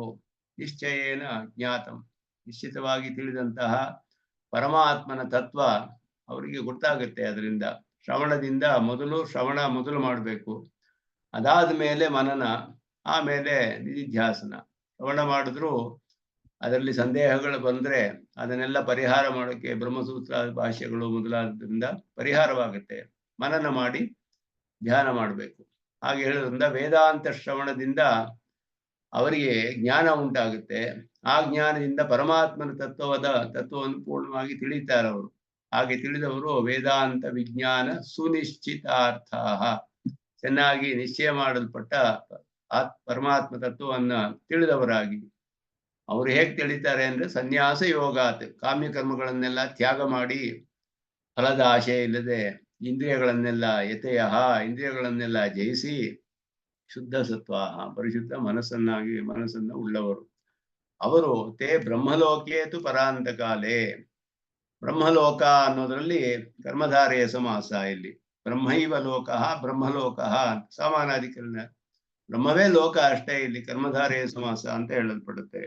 ಬ್ರಹ್ಮೈವ ಲೋಕಃ ಬ್ರಹ್ಮಲೋಕಃ, ಬ್ರಹ್ಮವೇ ಲೋಕ ಅನ್ನೋದು ಅರ್ಥ ಇಲ್ಲಿ. ಬ್ರಹ್ಮಲೋಕ ಅನ್ನೋದಕ್ಕೆ ಬ್ರಹ್ಮೈವ ಲೋಕಃ ಬ್ರಹ್ಮಲೋಕಃ, ತತ್ರ ವರ್ತಮಾನಾಹ ಬ್ರಹ್ಮನಿಷ್ಠಾಹ ಅಂತ ಅರ್ಥ. ಬ್ರಹ್ಮಲೋಕೆ ಪರಾಂತಕಾಲೇ ಬ್ರಹ್ಮನಿಷ್ಠಾಹ, ಬ್ರಹ್ಮನಿಷ್ಠರಾಗಿ, ಪರಾಂತಕಾಲೇ ಅಂತಕಾಲೇ ಚ ಮಾಮೇವ ಅಂತ ಹೇಳಿದ ಹಾಗೆ, ಇತ್ಯುಕ್ತ ಚರಮ ದೇಹಾವಸಾನ ಸಮಯೇ ಅಂತ ಹೇಳಿದ್ರು. ಅಂತಕಾಲೇ ಚ ಮಾಮೇವ ಸ್ಮೃತ್ವ ಅಂತ ಹೇಳಿದ ಹಾಗೆ ಅದು ಯೋಗಿಗಳಿಗೆಲ್ಲ ಗೀತೆಯಲ್ಲಿ ಹೇಳಲ್ಪಟ್ಟದ್ದು. ಆ ರೀತಿ ಚರಮ ದೇಹದ ಅವಸಾನ ಸಮಯದಲ್ಲಿ, ಕಡೆಯ ದೇಹದ ಅವಸಾನವಾದಾಗ, ಪರಾಮೃತಾತಿ ಪ್ರಸನ್ನಾತ್ ಬ್ರಹ್ಮಣೋ ಹೇತೋಹೋ ಅಂತ ಅರ್ಥ. ಪರಾಮೃತಾತಿ, ಪರಮಾತ್ಮನ ಅನುಗ್ರಹದಿಂದ, ಅವನ ಪ್ರಸನ್ನತೆ ಉಂಟಾಗಿ, ಸರ್ವೇ ಪರಿಮುಚ್ಯಂತೆ, ಪರಿಮುಚ್ಯಂತಿ ಸರ್ವೇ ಪರಿಮುಚ್ಯಂತೆ ಇತ್ಯರ್ಥ. ಇಲ್ಲಿ ಇದುವೇ ಅವರು ಎಲ್ಲವನ್ನು ಬಿಡಿಸ್ಕೊಳ್ತಾರೆ, ಕರ್ಮಬಂಧವನ್ನೆಲ್ಲ ಬಿಡಿಸ್ಕೊಳ್ತಾರೆ ಅವರು. ಅಂತಹವರು ಚರ್ಮ ದೇಹದ ಅವಸಾನ ಸಮಯದಲ್ಲಿ ಕರ್ಮಬಂಧವನ್ನೆಲ್ಲ ಬಿಡಿಸ್ಕೊಂಡು ಪರಮಾತ್ಮನನ್ನು ಪಡೆದುಕೊಳ್ತಾರೆ. ಇತಿ ವಿಶೇಷಂಚ ದರ್ಶಯತಿ ಇತಿ ಸೂತ್ರೇ ವ್ಯಾಸಾರ್ಯೈ ಅಯಂ ಅಂತ ಕಂಡು ವಿವೃತ. ಇದು ಸುದರ್ಶನ ಸೂರಿಗಳ ವ್ಯಾಖ್ಯಾನ. ಇದು ಇವರು ಹೇಳಿರೋದು. ವ್ಯಾಸಾರ್ಯೈ, ವ್ಯಾಸಾರ್ಯರು ಸುದರ್ಶನ ಸೂರಿಗಳು. ಅವರು ವಿಶೇಷಂಚ ದರ್ಶಯತಿ ಎನ್ನುವ ಸೂತ್ರದಲ್ಲಿ ವ್ಯಾಖ್ಯಾನ ಮಾಡುವಾಗ ಈ ಮಂತ್ರಕ್ಕೆ ಹೀಗೆ ಅರ್ಥ ಮಾಡಿದ್ದಾರೆ. ತೇ ಬ್ರಹ್ಮಲೋಕೇಶು ಪರಾಂತಕಾಲೇ ಪರಾಮೃತಃ ಇತಿ ಪಾಠೆ. ಬ್ರಹ್ಮಲೋಕೆ ತು ಅಂತ ಒಂದು ಪಾಠ, ಬ್ರಹ್ಮಲೋಕೇಶು ಅಂತಾನು ಒಂದು ಪಾಠವಿದೆ. ಆ ಪಾಠಕ್ಕೂ ಅರ್ಥ ಮಾಡ್ತಾರೆ. ತೇ ಚರಮ ಶರೀರ ಅವಸಾನೆ ಭಗವಲ್ಲೋಕೇಶು ಅಂದ್ರು. ಪರಂ ಅಮೃತ ಶಬ್ದಿತಂ ಬ್ರಹ್ಮ ಪ್ರಾಪ್ಯತ್ವೇನ ಯೇಷಾಂ ತೇ ಪರಾಮೃತಃ. ಪರಾಮೃತಃ ಅಂತ ಹೇಳಿದ್ರೆ ಪರಂ ಅಮೃತ ಶಬ್ದಿತಂ ಬ್ರಹ್ಮ ಪ್ರಾಪ್ಯತ್ವೇನ ಯೇಷಾಂ ತೇ, ಪ್ರಾಪ್ಯವಾಗಿರೋದು ಯಾರಿಗೆ ಅಮೃತ ಶಬ್ದಿತವಾದ ಪರಬ್ರಹ್ಮವು ಯಾರಿಗೆ ಪ್ರಾಪ್ಯವೋ ಅವರು ಪರಾಮೃತಾಹ ಅಂತ ಅರ್ಥ. ಯಾರಿಗೆ ಪರಂ ಅಮೃತ ಶಬ್ದಿತಂ ಬ್ರಹ್ಮ, ಅಮೃತ ಶಬ್ದಿತವಾದ ಪರಂ ಬ್ರಹ್ಮ ಯಾರಿಗೆ ಪ್ರಾಪ್ಯವೋ ಅವರು ಪರಾಮೃತರು ಅಂತ ಒಂದು ಅರ್ಥವನ್ನು ಮಾಡ್ಬೋದು ಇಲ್ಲಿ. ಹಾಗೆ ಮಾಡಿದಾಗ ಬ್ರಹ್ಮಪ್ರಾಪ್ತ ಇತ್ಯರ್ಥ, ಬ್ರಹ್ಮವನ್ನು ಪಡೆದಿರುವವರು ಅಂತ ಅರ್ಥ. ಪರಾಮೃತ ಅಂತ ಹೇಳಿದ್ರೆ ಅಮೃತ ಶಬ್ದಿತ ಪರಬ್ರಹ್ಮವನ್ನು ಪಡೆದವರು ಅಂತ ಅರ್ಥ. ಅವರು ಸ್ವರೂಪ ತಿರೋಧಾಯಕ ಅವಿದ್ಯೆಯ ಸವಾಸನಂ ವಿಮುಕ್ತಾಹ ಭವಂತಿ ಪರಿಮುಚ್ಯಂತಿ ಸರ್ವೇ ಅಂತ ಹೇಳಿದಾಗ, ಸ್ವರೂಪ ತಿರೋಧಾಯಕ ಅವಿದ್ಯೆಯ ಸವಾಸನಂ ವಿಮುಕ್ತಾಹ ಭವಂತಿ, ತಮ್ಮ ಸ್ವರೂಪವನ್ನು ಮರೆಸಿರುವಂತಹ ಅವಿದ್ಯೆ ಅನ್ನೋದು ಯಾವುದಿದೆಯೋ ಕರ್ಮ, ನಾವು ಹೇಳೋದು ಅವಿದ್ಯೆಗೆ ಕರ್ಮ ಅನ್ನುವ ಅರ್ಥ, ವಾಸನೆಯೊಡನೆ ಪೂರ್ಣವಾಗಿ ಮುಕ್ತಿಯನ್ನು ಹೊಂದುತ್ತಾರೆ ಅನ್ನೋದು ಅರ್ಥ ಇಲ್ಲಿ. ಅದು ಶ್ರುತಿಯಲ್ಲಿ ಪರಂ ಜ್ಯೋತಿ ಉಪಸಂಪದ್ಯ ಸ್ವೇನ ರೂಪೇಣ ಅಭಿನಿಷ್ಪದ್ಯತೆ ಅಂತ ಹೇಳಲ್ಪಟ್ಟಿದೆ. ಈ ಶ್ರುತೇ ಇತ್ಯರ್ಥ. ಪರಂ ಜ್ಯೋತಿ ಉಪಸಂಪದ್ಯ ಸ್ವೇನ ರೂಪೇಣ ಉಪಸಂಪದ್ಯ, ತನ್ನ ಸ್ವರೂಪವಾದ ಆವಿರ್ಭಾವವನ್ನು ಹೊಂದುತ್ತಾರೆ, ಪರಮಾತ್ಮನನ್ನ ಪಡೆದುಕೊಂಡು ಅವನನ್ನು ಹೋಗಿ ಸೇರಿ ಅಂತ ಅರ್ಥ. ಪರಂ ಜ್ಯೋತಿ ಉಪಸಂಪದ್ಯ, ಸಮೀಪೆ ಹೋಗಿ ಅವನನ್ನ ಹತ್ರ ಹೋಗಿ ಮುಟ್ಟಿ ಅವನನ್ನ ಪಡೆದುಕೊಳ್ತಾರೆ. ನಚ ಭಗವಲ್ಲೋಕಸ್ಯ ಏಕತೆಯ ಕಥಂ ಬಹುತ್ವಮಿತಿ ಶಂಕನೀಯಂ. ಭಾಷ್ಯಕಾರರು ಮಾತು ಇದು. ಭಾಷ್ಯಕಾರರು ಹೇಳ್ತಾರೆ ಈ ವಾಕ್ಯವನ್ನ, ಪರ ಭಗವಲ್ಲೋಕೇಶು ಅಂತ ಹೇಳಿದಾಗ ಇನ್ನೊಂದು ಪಾಠದಲ್ಲಿ ಅಲ್ಲಿ ಹೇಳುವಾಗ ತೇ ಬ್ರಹ್ಮಲೋಕೇಶು ಅಂತ ಬಹುವಚನ ಇದೆ. ಬ್ರಹ್ಮಲೋಕಗಳಲ್ಲಿ ತೇ ಬ್ರಹ್ಮಲೋಕೆ ತು ಅನ್ನುವಾಗ ಬ್ರಹ್ಮೈವ ಲೋಕ ಬ್ರಹ್ಮಲೋಕ ಅಂತ ಹೇಳಿ ಪರಮಾತ್ಮನೇ ಅಂತ ಅರ್ಥ ಮಾಡ್ಬೋದು. ಬ್ರಹ್ಮಲೋಕೇಶು ಅಂತ ಪಾಠದಲ್ಲಿ ಬ್ರಹ್ಮಲೋಕಗಳು ಅಂತ ಬರ್ತಾರಲ್ಲ, ಅನೇಕ ಬ್ರಹ್ಮಲೋಕಗಳು ಹೇಗಿದೆ ಅದನ್ನು ವ್ಯಾಖ್ಯಾನ ಮಾಡಿ ಭಾಷಿಕಾರರು ಪರೀಕ್ಷೆ ಮಾಡ್ತಾರೆ, ವಿಚಾರಿಸ್ತಾರೆ. ಭಗವಲ್ಲೋಕವು ಒಂದೇ ತಾನೇ, ನಚ ಭಗವಲ್ಲೋಕಸ್ಯ ಏಕತೆಯ, ಒಂದೇ ತಾನೇ ಪರಮಪದ ಇರೋದು. ಕಥಂ ಬಹುತ್ವಂ ಅಂತ ನೀವು ನ ಶಂಕನೀಯಂ, ಇದ ಸಂದೇಹ ಪಡಬೇಡಿ. ಪರಸ್ಯ ಬ್ರಹ್ಮಣ ಪರಿಪೂರ್ಣಸ್ಯ ಸರ್ವಗತಸ್ಯ ಸತ್ಯ ಸಂಕಲ್ಪಸ್ಯ ಸ್ವೇಚ್ಛಾ ಪರಿಕಲ್ಪಿತಾಃ ಸ್ವ ಅಸಾಧಾರಣಾಃ ಅಪ್ರಾಕೃತಾಶ್ಚ ಲೋಕಾಃ ನಾತ್ಯಂತಾಯ ನ ಸಂತಿ ಸ್ಮೃತಿ ಇತಿಹಾಸ ಪುರಾಣ ಪ್ರಾಮಾಣ್ಯಾತ್ ಇತಿ ಭಗವತಾ ಭಾಷ್ಯಕೃತೇನ ಉಕ್ತತ್ವಾತ್. ಭಾಷಿಕಾರರೇ ಹೇಳ್ಬಿಟ್ಟಿದ್ದಾರೆ. ಭಗವಾನರ ಭಾಷೆಗಾರರು ಸ್ಪಷ್ಟವಾಗಿ ಇದಕ್ಕೆ ಹೇಳಿದ್ದಾರೆ, ನೀವೇನು ಸಂದೇಹ ಪಡಬೇಡಿ. ಬ್ರಹ್ಮಲೋಕೇಶು ಅಂತ ಅನೇಕ ಬ್ರಹ್ಮಲೋಕಗಳು ಎಲ್ಲಿಂದ ಬಂತು? ಪರಮಪದ ಒಂದೇ ತಾನೇ. ಪರಮಾತ್ಮ ಎಂತಹವನು ಅಂದ್ರೆ ಪರಸ್ಯ ಬ್ರಹ್ಮಣ ಪರಿಪೂರ್ಣಸ್ಯ, ಪರಿಪೂರ್ಣನಾದವನು, ಸರ್ವಗತಸ್ಯ ಸರ್ವವ್ಯಾಪ್ತನಾದವನು, ಸತ್ಯ ಸಂಕಲ್ಪಸ್ಯ, ಅವನ ಸಂಕಲ್ಪ ಯಾರು ತಡೆಯಕ್ಕಾಗೋದಿಲ್ಲ, ಅಪ್ರತಿಹತ ಸಂಕಲ್ಪನು, ಸ್ವೇಚ್ಛಾ ಪರಿಕಲ್ಪಿತಾ, ತನ್ನ ಸಂಕಲ್ಪದಿಂದಲೇ ಸೃಷ್ಟಿ ಮಾಡಲ್ಪಟ್ಟ, ಸ್ವ ಅಸಾಧಾರಣ, ಅವನಿಗೆ ಅಸಾಧಾರಣವಾದದ್ದು, ಬೇರೆ ಯಾರು ಅದನ್ನು ಮಾಡೋಕ್ಕಾಗೋದಿಲ್ಲ, ಆ ರೀತಿ ಯುನೀಕ್ ಆದದ್ದು ಅವನಿಗೆ ಅಂತಹದ್ದು. ಅಪ್ರಾಕೃತಾಶ್ಚ, ನಿತ್ಯ ವಿಭೂತಿಯಂತೆ ಶುದ್ಧ ಸತ್ವಗಳಿಂದ ಮಾಡಲ್ಪಟ್ಟದ್ದು, ದಿವ್ಯವಾದ ಲೋಕಗಳು. ನಾತ್ಯಂತಾಯ ನಸಂತಿ ಅಂದ್ರೆ ಅನೇಕವಾದ ಇಲ್ಲ ಅಂತ ತಿಳ್ಕೊಳ್ಬೇಡಿ, ಇದೆ ಅಂತ ಅರ್ಥ. ಇದು ಡಬಲ್ ನೆಗೆಟಿವ್. ಅತ್ಯಂತಾಯ ನ ಸಂತಿ ಅಂದ್ರೆ ಮುಗಿದೋಗುತ್ತೆ ಅಂತ ತಿಳ್ಕೊಬೇಡಿ, ಈ ತರದ್ ಬೇಕಾದಷ್ಟು ಇರ್ಬೋದು. ನಾತ್ಯಂತಾಯ ನ ಸಂತಿ ಅಂದ್ರೆ ಅನೇಕವು ಇಲ್ಲ ಅಂತ ತಿಳ್ಕೊಳ್ಬೇಡಿ, ಇದೆ ಅಂತ ಅರ್ಥ. ಅನೇಕವಿಲ್ಲದೆ ಇರೋದು ಇಲ್ಲ, ಇದೆ ಅಂತ ಅರ್ಥ. ಅವನ ಒಂದು ಸತ್ಯ ಸಂಕಲ್ಪತ್ವ, ಸ್ವೇಚ್ಛಾ ಪರಿಕಲ್ಪಿತವಾದ ಅಸಾಧಾರಣವಾದ ದಿವ್ಯವಾದ ಲೋಕಗಳು ಅನೇಕವು ಇಲ್ಲ ಅಂತ ನೀವು ಸಂದೇಹ ಪಡಬೇಡಿ. ಬೇಕಾದಷ್ಟು ಅನೇಕವಾಗಿ ಇರುತ್ತೆ ಅವನಿಗೆ, ಅಂತಹ ಶಕ್ತಿ ಇದೆ ಅವನಿಗೆ. ಆದ್ದರಿಂದ ಬ್ರಹ್ಮಲೋಕೇಶು ಅಂತ ಅರ್ಥ ಮಾಡಿದ್ರು ಏನು ವಿರೋಧವಿಲ್ಲ ಅಂತ ಹೇಳ್ತಾರೆ ಭಾಷ್ಯಕಾರರು. ಇದೆಲ್ಲ ಸ್ಮೃತಿ ಇತಿಹಾಸ ಪುರಾಣ ಪ್ರಾಮಾಣ್ಯಾತಿ, ಪುರಾಣಗಳಲ್ಲಿ ಇದೆಲ್ಲ ಹೇಳಿದೆ, ಪ್ರಮಾಣಗಳು ಇದೆ ಅದಕ್ಕೂ ಕೂಡ. ಆದ್ದರಿಂದ ಅನೇಕ ಲೋಕಗಳು ಇರೋದ್ರಲ್ಲಿ ವಿರೋಧವಿಲ್ಲ. ಪರಮಾತ್ಮನಿಗೆ ಅಂತಹ ಒಂದು ಅದ್ಭುತವಾದ ಶಕ್ತಿ ಇದೆ ಅಂತ ಹೇಳ್ತಾರೆ ಅದರಲ್ಲಿ. ಮುಂದಿನ ಮಂತ್ರ, ಗತಾಃ ಕಲಾಃ ಪಂಚದಶ ಪ್ರತಿಷ್ಠಾಃ ದೇವಾಶ್ಚ ಸರ್ವೇ ಪ್ರತಿದೇವತಾಸು ಕರ್ಮಾಣಿ ವಿಜ್ಞಾನಮಯಶ್ಚ ಆತ್ಮ परे व्यये सर्व एकीभवन्ति गताः कलाः पंचदश प्रतिष्ठाः देवाश्च सर्वे प्रतिदेवतासु गताः कलाः पंचदश प्रतिष्ठाः ಹೇಳುವಾಗ ಇಲ್ಲಿ ಮುಚ್ಯಮಾನ ಜೀವೋಪಕಾರಿಕಾಹ ಅಂತ ಹೇಳೋದು. ಮೋಕ್ಷವನ್ನು ಹೊಂದುತ್ತಿರುವಂತಹ ಜೀವನಿಗೆ ಉಪಕಾರಕವಾದ ಸಹ ಸೃಜತ ಪ್ರಾಣಾತ್ ಶ್ರದ್ಧಾಂ ಇತ್ಯಾದಿ ಪ್ರಶ್ನೋಪನಿಷದುಕ್ತ ಪ್ರಾಣಾದಿ ನಾಮಾಂತ ಷೋಡಶ ಕಲಾ ಮಧ್ಯೆ ಕರ್ಮ ವ್ಯತಿರಿಕ್ತಾಹ ಪಂಚದಶ ಕಲಾಹ. ಕರ್ಮ ಒಂದು ಉಳ್ಕೊಂಡಿರುತ್ತೆ ಅವನಿಗೆ, ಮೋಕ್ಷವನ್ನು ಹೊಂದುವ ಜೀವನಿಗೆ ಕರ್ಮ ಒಂದು ಉಳ್ಕೊಂಡಿರುತ್ತೆ, ಮಿಕ್ಕಿದೆಲ್ಲ ಇರುತ್ತೆ ಅಂತ ಹೇಳೋದು. ಕರ್ಮವನ್ನು ಬಿಟ್ಟು ಮಿಕ್ಕಿದ್ದು ಪಂಚದಶ ಗತಾ ಕಲಾಹ ಪಂಚದಶ ಪ್ರತಿಷ್ಠಾಹ. ಪ್ರಶ್ನೋಪನಿಷತ್ತಿನಲ್ಲಿ ಇದು ಹೇಳಲ್ಪಟ್ಟಿದೆ. ಪ್ರಶ್ನೋಪನಿಷತ್ತಿನಲ್ಲಿ ಹೇಳುವಾಗ 16 ಕಲೆಗಳು ಅಂತ ಹೇಳಲ್ಪಟ್ಟಿದೆ. ಅದರಲ್ಲಿ ಷೋಡಶ ಕಲೆಗಳು ಯಾವುದು ಅಂದ್ರೆ ಪ್ರಶ್ನೋಪನಿಷತ್ ಮಂತ್ರ. ಇದು ಪ್ರಶ್ನೋಪನಿಷತ್ತಿನ ಮಂತ್ರ ಇಲ್ಲಿ ಶೇರ್ ಮಾಡ್ತಾ ಇರೋದು ನಾನು. ಸಹ ಪ್ರಾಣಮಸೃಜತ ಪ್ರಾಣಾತ್ ಶ್ರದ್ಧಾಂ ಖಂ ವಾಯುರ್ಜ್ಯೋತಿರಾಪಃ ಪೃಥಿವೀಂದ್ರಿಯಂ ಮನಃ ಅನ್ನಂ ಅನ್ನಾತ್ ವೀರ್ಯಂ ತಪಃ ಮಂತ್ರಾಃ ಕರ್ಮ ಲೋಕಾಃ ಲೋಕೇಶು ಚ ನಾಮ ಚ. ಇಷ್ಟು 16 ಕಲೆಗಳು ಅಂತ ಹೇಳಲ್ಪಟ್ಟಿದೆ. ಪ್ರಾಣ ಮೊದಲನೆಯದು, ಪ್ರಾಣದಿಂದ ಶ್ರದ್ಧೆ ಅನ್ನೋದು ಎರಡನೆಯ ಕಲೆ ಅಂತ ಹೇಳಲ್ಪಟ್ಟಿದೆ. ಆಮೇಲೆ ಖಂ ವಾಯು ಜ್ಯೋತಿ ಆಪಹ ಪೃಥ್ವಿ ಪಂಚಭೂತಗಳು 5, ಇವಾಗ 7 ಆಯ್ತು ಅಲ್ಲಿಗೆ.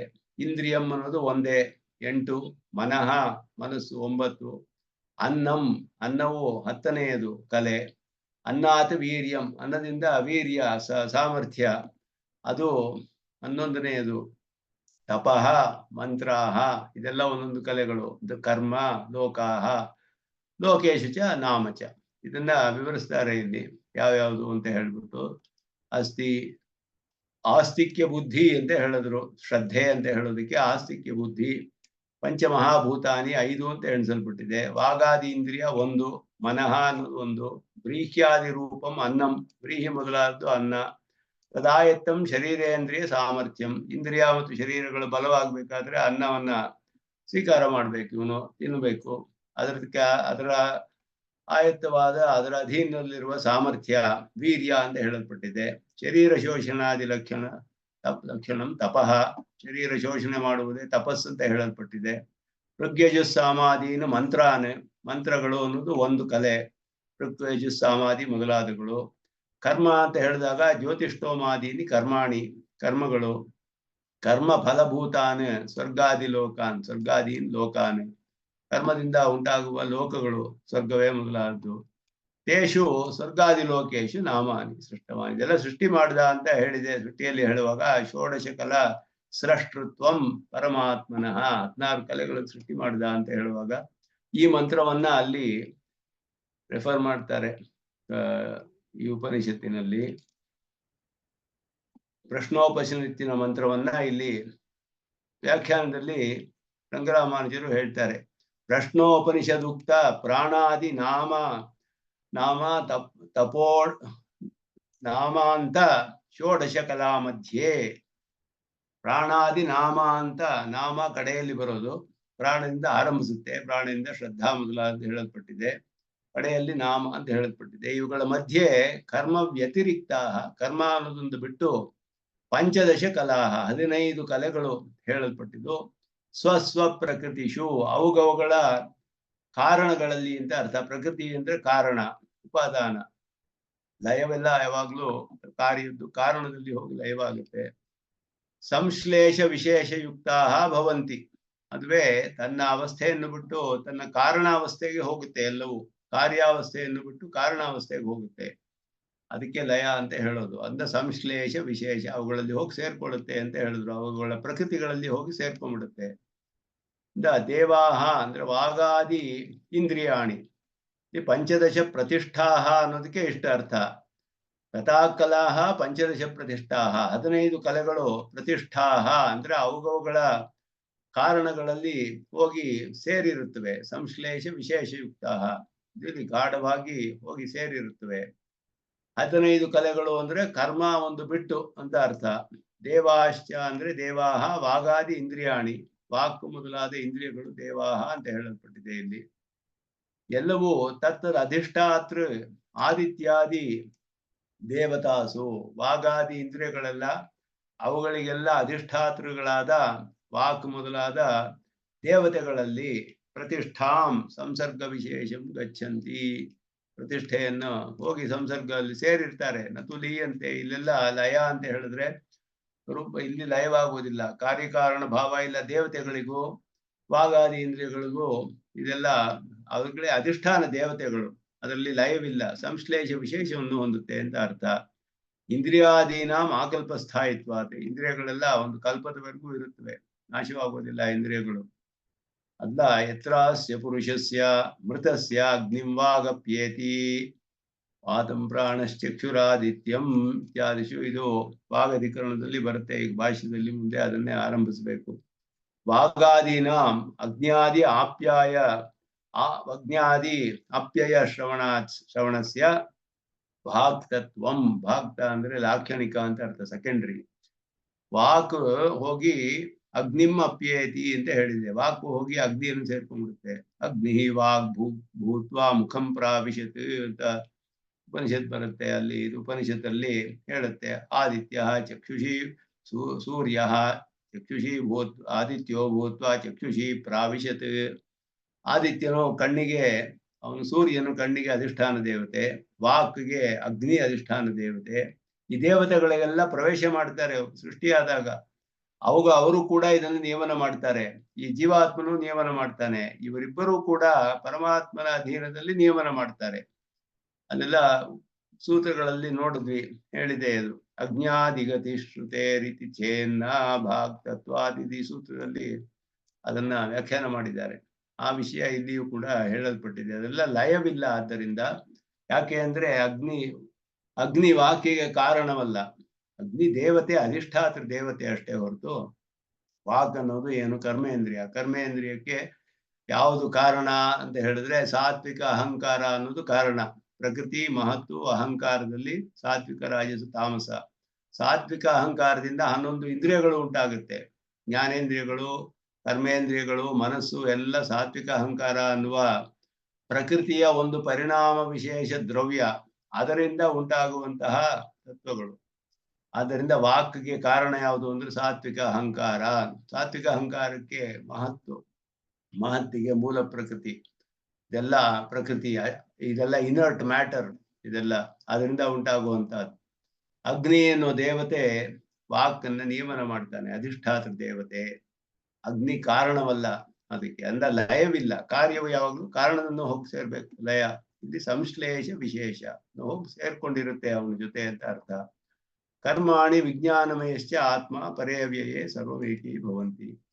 ಯಾನಿ ಚ ಕರ್ಮಾಣಿ ಅದತ್ತ ಫಲಾನಿ ದರ್ಶನ ಸಮಾನಾಕಾರ ಜ್ಞಾನಾರಂಭ ಸಮಯೇ ಕ್ಷಮಿಷ್ಯೇತ್ ಸಂಕಲ್ಪಭೂತಾನಿ ತಾನಿ ಕರ್ಮಾಣಿ ವಿಜ್ಞಾನಮಯ ಆತ್ಮ ಚ ಚರಾತ್ ಪರತಃ ಇತಿ ಸರ್ವಸ್ಯ ಪರಭೂತೆ ಅವ್ಯಯೇ ಅಕ್ಷರೇಕೀ ಭವಂತಿ. ಇದುವೇ ನಾವು ನೋಡ್ತಾ ಇರೋದೀಗ.